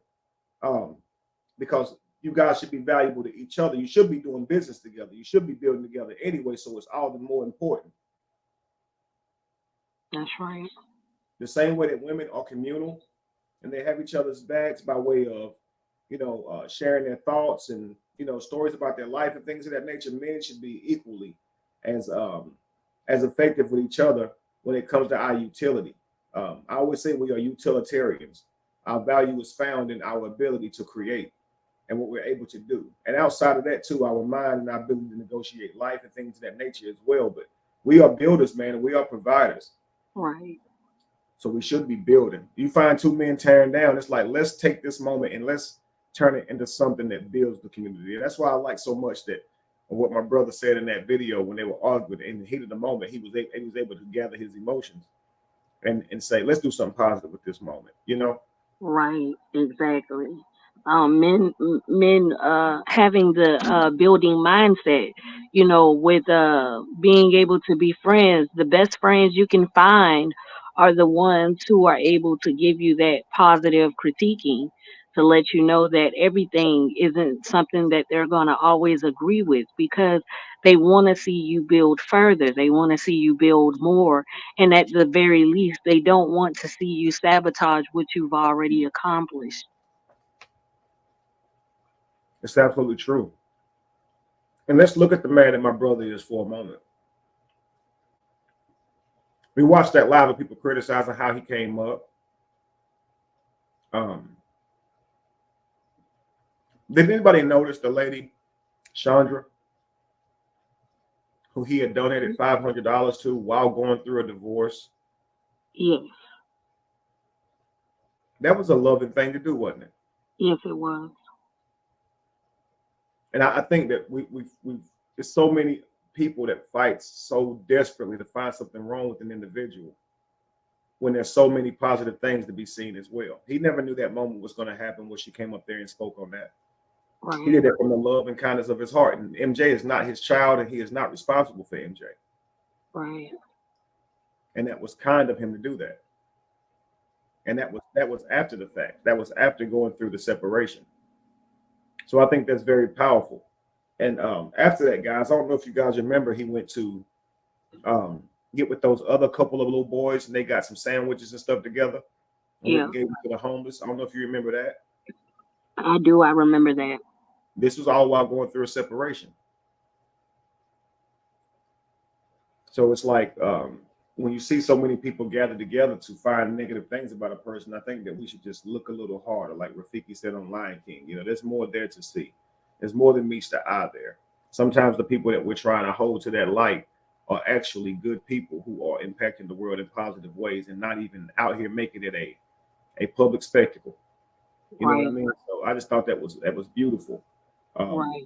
That he had Giving did. from the heart. When you give from the heart, when you care from the heart, you don't necessarily look for anything in return, or you don't look for some type of approval, or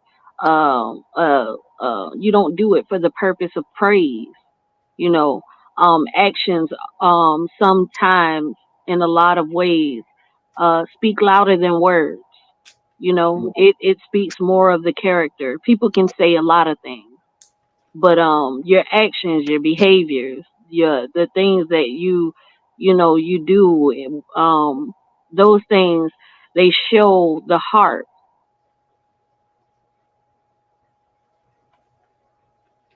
$500 is not chump change. Not at all. Not to me, it's not. Me either. That's half $1,000. What you talking about? Right. So that was beautiful that he did that. And so I just wanted to give my brother his flowers too, because during the moment of chaos, he was still showing a beautiful light that affected so many people in positive ways. Most Uh, definitely. so definitely thank you for that. I'm going to hit play and I'll come back to you guys again. People. Too many people are betting on you to keep their lights on. Mhm. And when he said that, it's never mind me as a father. Because when I say peg, I think about you. I think about the kids who look up to me, and also whether they verbalize their appreciation or just stare in amazement. I feel like I let them down. Mm. Because I can't sit up here and say, hey, bro, you got to be bigger than that. And then all of a sudden I do that. And that just goes to show you, you got to always stay in control of your emotions. And that's where the humanistic side came in there. And there's no excuse. It's really not. Because it could have been a melee. More violence could have stemmed from that. Yeah, anything. And it's just not called for. And on top of that, it's echoing something that's been permeating for years. Black people. Mm-hmm. Why I got to be at a black event? You know what I'm saying? And I could easily say, damn, like I can play the victim, and I'm not gonna do that. I'm gonna hold myself to that same standard, bro. To say, like, look, everywhere that I go, people talk. People say, yo, why you didn't jump on the fumble? Hey, yo, Von Miller, your daddy. Hey, yo, like Mac Jones took your job. Hey, yo, Brock Purdy is better than you. Hey, yo, like you a free agent. That's normal. I'm used to playing in front of 100,000 people and millions watching. And I let one person dictate how I feel? No. Looking back on it, you'll always feel stupid because hindsight is 2020. You'll always say, man, I'll let this person anger me and make me do all of that or create this situation. Thankfully, there's not lives lost and injuries. But you'll always look back on it and be like, why did I let this happen? I've taken so much more. And, you know, it's a common term when it comes to football. They say any given Sunday. And what Cam is expressing here is this any given day, any given moment. Things can happen that you're not prepared for. And what you're going to get out of that chaos is you. Wherever you are in that moment, wherever you vibing in that moment, whatever mood you in, whatever work you've put into your mental fortitude, your self-discipline, your patience, all those things are about to come to fruition. And you're about to see yourself in the moment. And so is everybody else. Who will you be? And so the time that you take as men and women to prepare yourself for these moments is it's very important. It's very important that we wash ourselves of or break ourselves free from all of those ideas, those preconceived ideas that you have to be tough. You got to be this and that. Like you said, this took place at a black event. So here it is. If this were a white event, maybe he wouldn't feel so compelled to want to react, as he wouldn't feel like he got to prove something. You see what I'm saying? But we had a black event, right? These are my peers now. I can't look like no punk, right? It's wild, man. It matters more what they think, right? He's my people. And often that does not lead to a positive reaction. You gotta know yourself and stand on business. Who are you? Where do you want to go in life? Don't get lost into the moment. Let's continue. I can't do that. But I did that day. So yeah, even with that, so talking to KO, Kendall, my girl, when she talked to me, it's like, baby, I'm glad you're safe first. But are you looking at it through the lens of what if one of your hands was free? What if you did punch him? What if you did throw him over the balcony? What if they would have broke your jaw? What if they would have knocked you in a coma? These are things that, yeah, we laugh about. These are things that, Cam hat stayed on. That's a good woman. Do you hear that? Yeah. When men and women went hunting together, he would look into the distance and she would look into the immediate range. Because, while you're aiming at that deer, there could be a wild boar stalking you, right? There could be a cheetah stalking you. And this is a good example of that, her having his back, her helping him maintain himself. What if someone had hit you and put you in a coma? What if you'd hit someone and put him in a coma? What if you threw a man off his back and likely unalived him? What if these things would have happened? This is what you should be telling your man. Not, oh, you the man, baby. You beat up 3 guys. Oh, that turned me on. That shouldn't be what that is. Remember whenever Will Smith slapped Chris Rock and Tiffany Haddish said that Jada should be giving that up tonight? Right. Like, he just risked his whole career. You say she should give him some pussy? You know how many times he done slept with that woman? Right. Like, man, come on, man. That's crazy. Yes. Just like in the wildlife you have the lions, and you would have the male lion.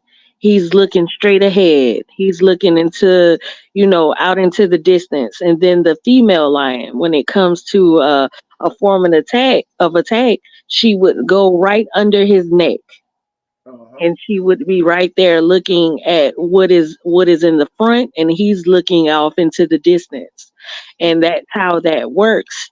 They work together. The man is to see the distance, the legacy, and the female is to you know help prepare and see what is in front of them, you know and that's Mhm. how that is the way of nature. Right. A good partner, a good woman, she would not encourage you to fight. She would instead say, baby, let's please go. He ain't worth it. Let's get out of here. Let's just leave, Right. baby. And so what he's saying is his girl said, first of all, I'm happy that you okay. But I want you to think about this. That is a good woman right there. Let's continue. Sound like you got some good people around him. Oh yeah, some Mashika plug. Yeah, go buy a Mashika hat. Yeah, but I'm lucky to have this opportunity to be standing as a witness to say, don't be like me, be better than me. And I could easily try to advise a kid like, no, bro, don't do that, bro, don't do that, bro, don't do that. But until you're in that position and somebody talking shit to you, it's hard, it's tough, but heavy is the crown. Mm-hmm. Too much is given, much is required. Mm-hmm. You can't sit up here and say, Men, consider this when it comes to your loins. You learn a lot about practicing sexual discipline, having a bunch of kids, submitting yourself to these possibilities of getting STDs and whatnot. And you hear about this from your parents while you're young, and you don't have your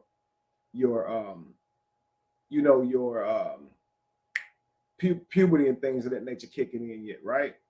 And then all of a sudden, when it does, you realize it's easier said than done, right? And the moment we lose the moment, and then here we are, right? Now you got some kids, or now whatever the case may be.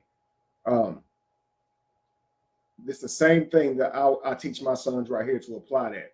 One day, you're going to be put to the test, and everything I'm teaching you now, son, is going to seem a lot valuable in the moment. As your body, the devil, your double, you're going to have to compete with that. And that those chemicals inside of your vessel are going to challenge everything you ever been taught. Right. You understand it? So you're going to want to have sex. It's easy to hear about, being wise surrounding sex. But when in those moments where your body is there and that you desire that thing, you desire to fight, you angry enough to fight, you want to knock this person head off. Can you still maintain composure? You want to sleep with this woman.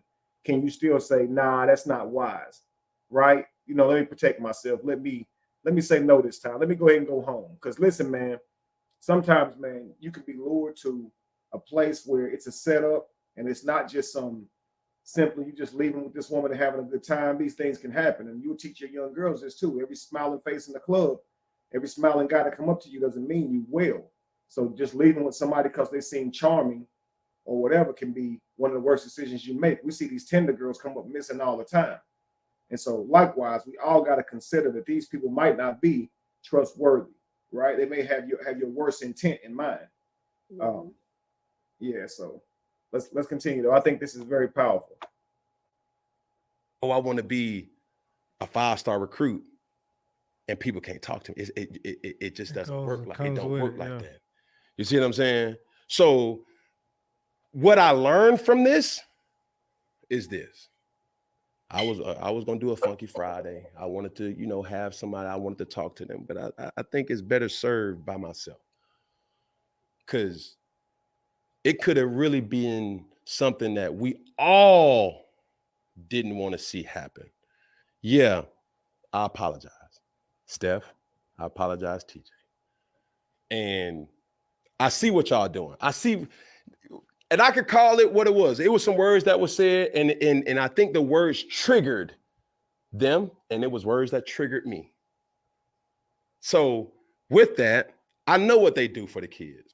I know their level of commitment to impacting or using their platform for a positive way in the community. Anybody who takes the time to caters to be of service to somebody else, my hat goes off to him. And I know what it's like. It's a lot of money. It's a lot of time. It's a lot of energy that goes, and it's a lot of effort that goes into making these kids' lives extremely easy. And I don't want these kids, no matter what team you play for, doesn't. I want to say this because this right here speaks to karma. He says he knows how much these guys have given and sacrificed for these children. He knows how much they mean to him. These are things he gets to say because no one got injured or hurt or unalive. But if someone had, it wouldn't have mattered. It wouldn't have mattered if they never done anything violent. It wouldn't have mattered that they dedicated years and years to these children and their futures. It wouldn't have mattered. They would have had the results of their actions. They would have had the consequences. And that, my friends, is karma. You can't stack up against karma with good behavior. One wrong move and karma can be rested on your shoulders. That's karma for you. It's not fair. If I fall off a building, if a baby falls off the building, we both gonna be unalive. It doesn't matter who was on purpose, if it was on accident. Karma does not care about narrative, so it's not gonna care. That's why they say when you face to face with God, you're not gonna be able to talk to God. God is now talking to you. You don't get to make excuses for your actions. But they said it first, but they didn't. But you don't know what they did to me. None of that's gonna matter. All it's gonna matter is what you did, your actions. You can't go to hell for nobody else. You understand? So in those moments, man, you got to make the right decisions because you may not be able to live to talk about it like he is right now. Because it wouldn't have mattered that these were good men. I'm just letting you guys know. Nothing would have. If one punch could have been thrown from Cam to injure one of these guys to the point where it killed him, he could have fell off the balcony because they was kind of taking him back there, and it wouldn't have mattered that he was a MVP of the football league or the NFL league, and that he was Superman and he did all this. None of that would have mattered.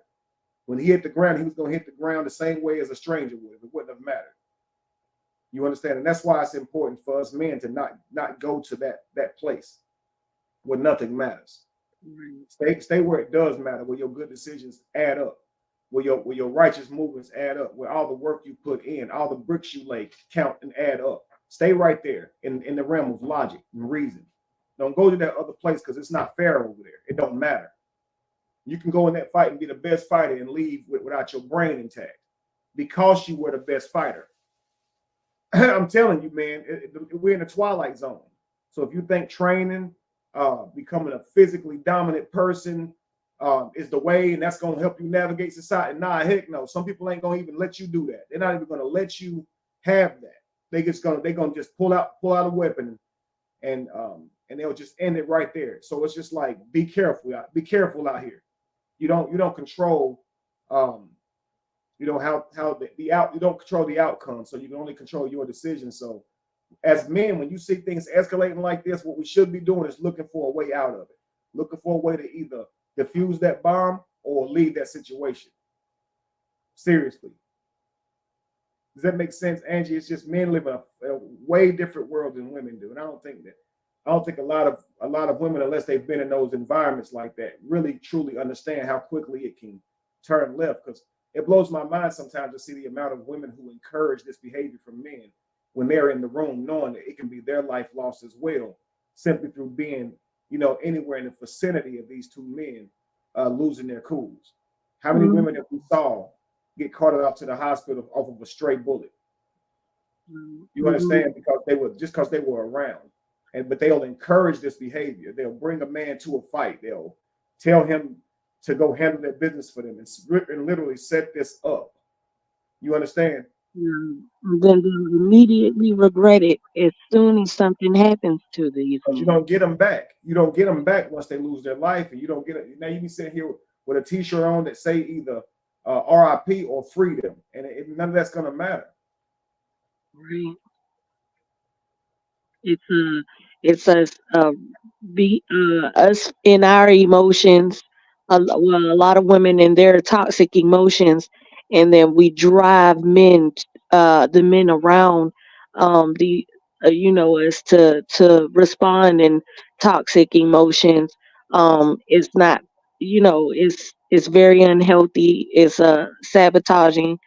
And then the immediate regret, the tears, the hurt, not necessarily understanding, that as women we could be the cause of our men losing them being in prison, or the damage, and and then they think, a lot of men, they feel like, well, I was being a man in that moment, but uh no answer to this can justify. um you know you just gotta, everyone has We to. gotta change that way we see that. That's not being a man, that's being a demon. Right. That means that you're overwhelmed with emotion and the devil comes to steal, kill, and destroy. All it thinks about is destruction. So when you become overwhelmed with emotion, the devil has consumed your body, because normally you wouldn't be like that. So this Right. anger that consumes you is evil, is what the Bible teaches. It's what my aunt teaches. Um, but conceptually we were to deal with this anger in a different way, and it was by not letting it consume us. It was by regulating that energy and putting that into something else and becoming constructive. Right. Ignorance is evil in the eyes of my eye, and in the Western world, evil is a bliss. It's not a bliss, family. It's evil to ignore um, the consequences of your own actions is evil, because people are impacted by your actions, right?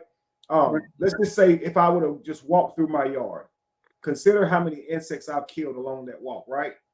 Right. Now I'm thinking I'm ignorant of that. I'm not thinking of that, so that would make me not evil, right?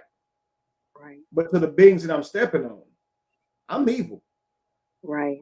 It doesn't matter if my intent was to crush them, I did, and me simply walking by is destruction for them. That's all that matters. But if I would just consider my steps, that would make me not ignorant. I'm aware now. So now I don't step in the grass, because I consider that every animal's life is more important than mine. I mean, not more important, but just as important as mine. And so I take a different path, right? Not Right. knowing that it's not impossible, because to die is to kill. It's just a fact. It's a flip flop. In order for us to survive, something has to die. We have to consume. It just is what it is. It's that perfect balance thing, you know. But if I cannot kill, I won't. If I cannot walk through the grass, I'll walk through the area that's been paved for me, right? Right. And that's me saying, okay, if I can be accountable even to the insects in my lawn and to the nature around me, why wouldn't I be even more accountable to the people who look like me, right? Right. Exactly. Right, because their life is so valuable and so is my own, and we should all know that.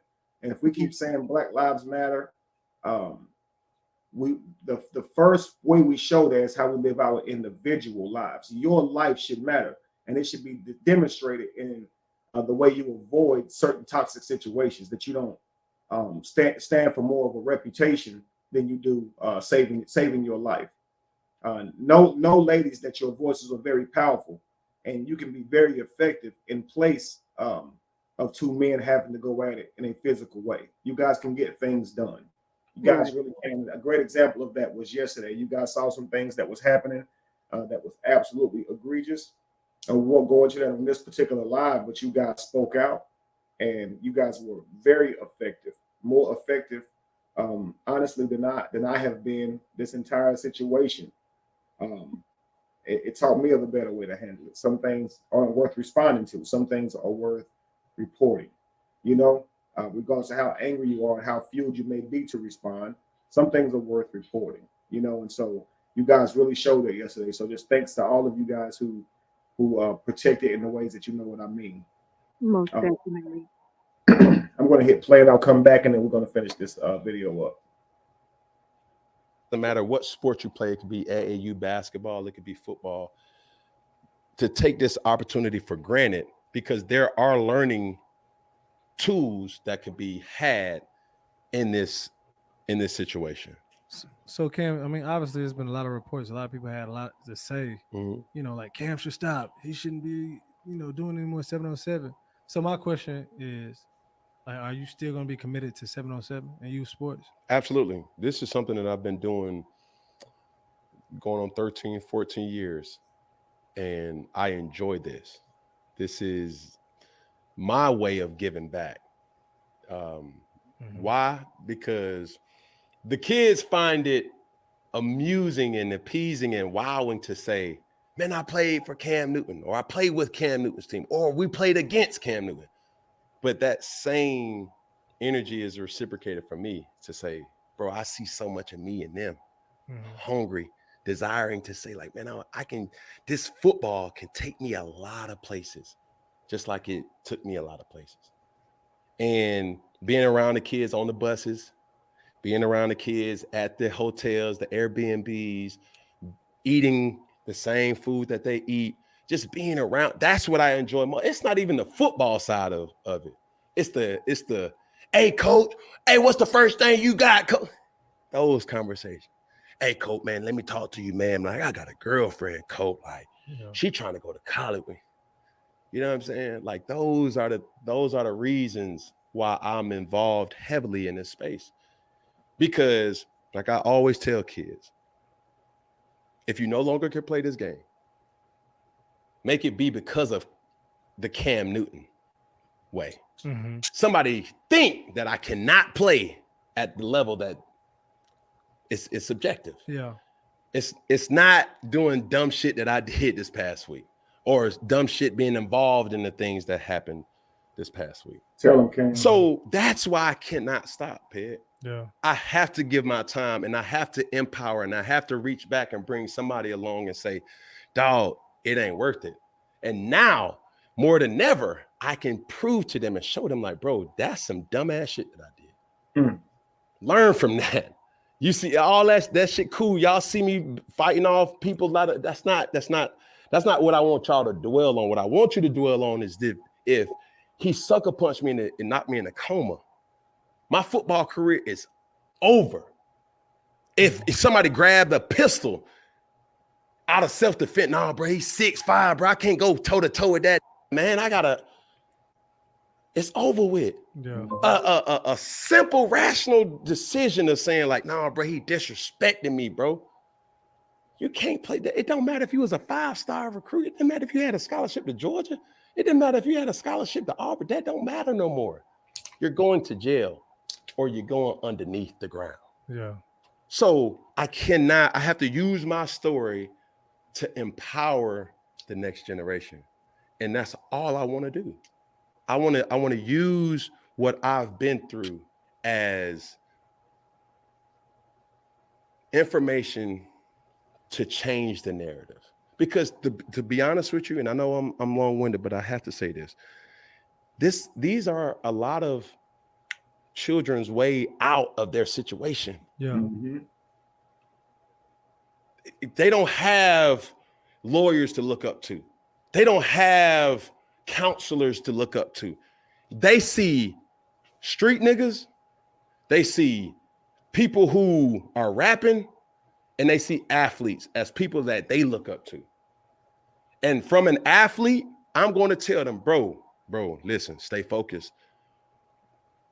Eat, sleep, perfect your craft of whatever you want to do. You can't do both. I never seen Lil Wayne on the football field. I never seen 2 Chainz in the back. Like, they had to commit to something and commit to it and do not get distracted because the distractions are. Guys, these are all excellent examples of manhood, commitment. Keeping focused and not being distracted, because these are ways that you accomplish your creations. You got to commit to it, and you can't be distracted from it. And if you work every single day to get that thing, you'll have it. And as men, that's how you build your family. That's how you build your home. That's how you build your business. That's how you build your life. You commit to it. You focus, and you got to be honest with the universe. Don't play with it. Do what must be done, and you'll have the gifts of the universe. I promise you. It's amazing. What Cam is saying is so powerful, guys. Let's continue. Are out there. And it's not the ones that you see, it's the ones that you don't see.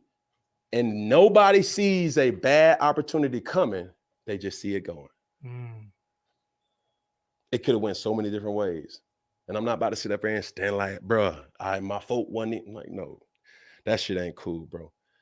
That shit ain't cool. I know them personally, and they know me. I don't think they've seen that side of me ever. I don't think a lot of people ever did. And that's what I'm so disappointed in myself, because you should never see that side. Mhm. That was 4th and 1 Cam, where it was forgiven. Like that's where that was. It's a time and a place for everything. That was Boogie. That wasn't Cam. Yeah, that wasn't that. Yeah. And I'm not about to sit up there and say standing on business. Like, nah, bro. Like, I see it now, and my heart goes out to everybody who played a role and supported me through and through. But we got to be better, and it starts with me. My heart goes out to my family. My heart goes out to everybody. I can't apologize. I don't apologize enough. And I just know, bro, my heart is still in a place to still give, and not give to be seen, give to have the impact. Because how I get fulfilled in it is when somebody comes to me that's in the league, out of the league, have a family now. I wouldn't be in this position if it weren't for Cam Newton and the C1 organization. Bro, you was my father figure. You was my big brother. You was the dude that I looked up to. I seen how you came to practice, and I seen you proved to me that I didn't need to sell drugs to get a Urus. You proved to me like I didn't need to rob nobody to get a Wraith. I seen all that. Like, Coach, you empowered me. And that's all I want to keep doing, is to empowering the next generation. And really not to even bring, like, we need more people involved. You feel me? So, yeah, Peg. Well, keep empowering, bud. Powerful, Cam. We gonna sign it up. That's powerful, yo. That's right. You gotta love that. That's what you call accountability. He's not blaming anybody else. He's saying, I, start with me, had to make better decisions and keep these things in the forefront of my mind, and do not allow myself to be succumbed or overcame by emotions. Because in a moment, you could throw it all away. All these people who look up to him, all these people who are impacted by his life, by his accomplishments, all these people he's taught how to accomplish these things without selling drugs, without doing the negative things that you can do, the paths you can take to get there. He could have thrown his life away in a moment, right, while he has empowered others to know different avenues and different routes. Speaking of quarterback terms, different routes. But man, shout out to you, Cam. I just want to give you your flowers, man. I really feel strongly that you do check out a brother's content. You have to, because you reached out to me before for an interview. So I just want to say, man, I think I'm old enough to be proud of you. I'm 42 years old, about to be 42 years old. The ability to turn a bad situation into a positive one. This was truly a powerful way of demonstrating that as a young king and as an example to our future kings, man. I salute and I approve. I approve of this message full well. I'm not going to be the guy who sits here and judges. Well, you shouldn't have, and well, it's already done now. No.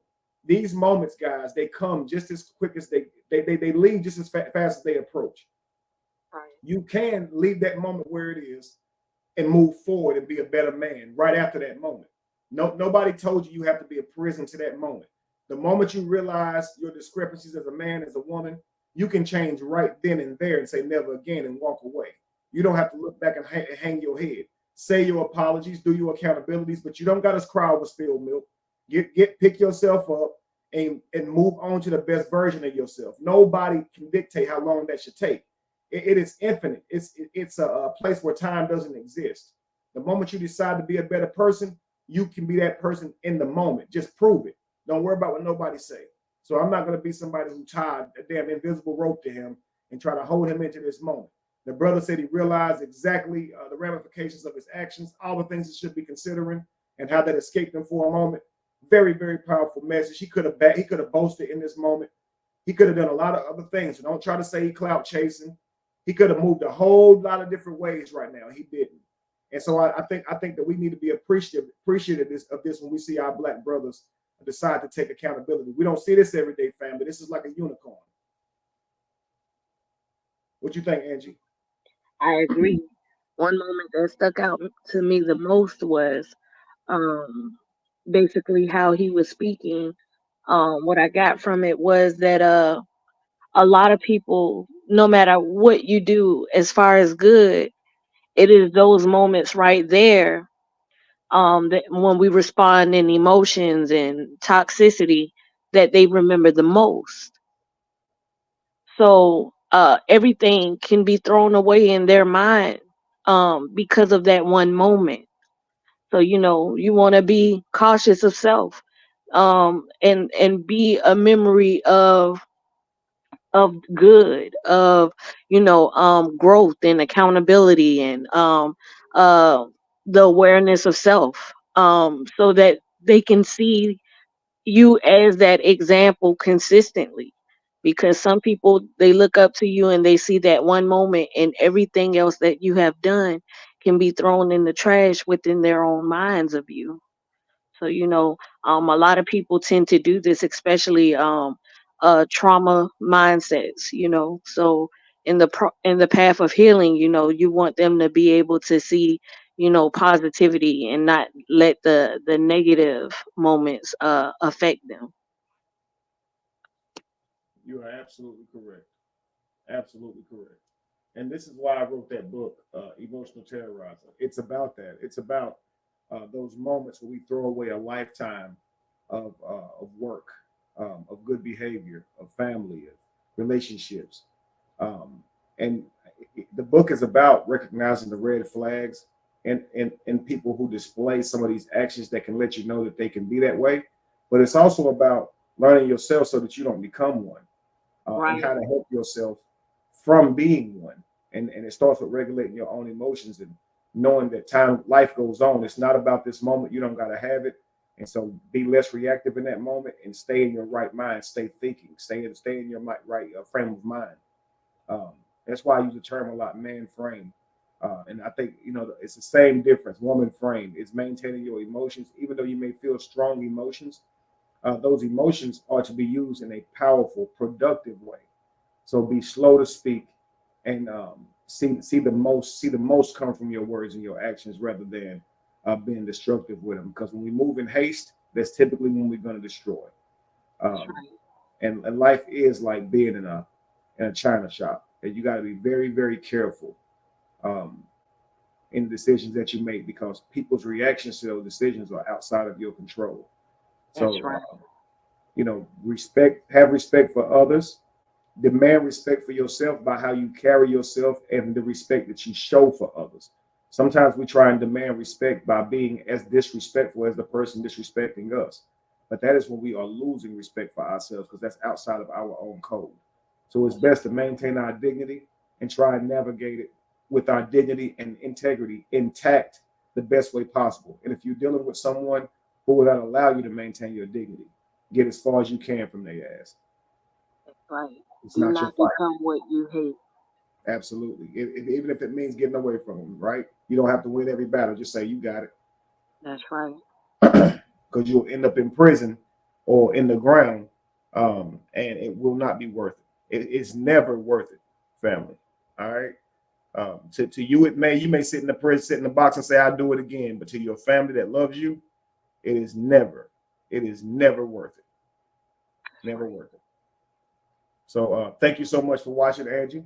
Um, Thank you for having me. It was my pleasure. Thank you for your contribution. The things you were saying was absolutely powerful, and hopefully, young men who hear this video, young mothers, mothers who have a son, daughters as well. I think it's something everybody can take from this. Please set them in front of this video, and just and let them hear this video where Cam speaks his own mind. And there's a lot of videos praising that behavior, but Cam himself, he was responsible to that. He was accountable to that. He showed us what we rarely see, and that's accountability. If you want to know what that looks like, family, watch this video. That's Thank you right. so much, Angie, and thanks to all you guys for watching. Peace to everyone.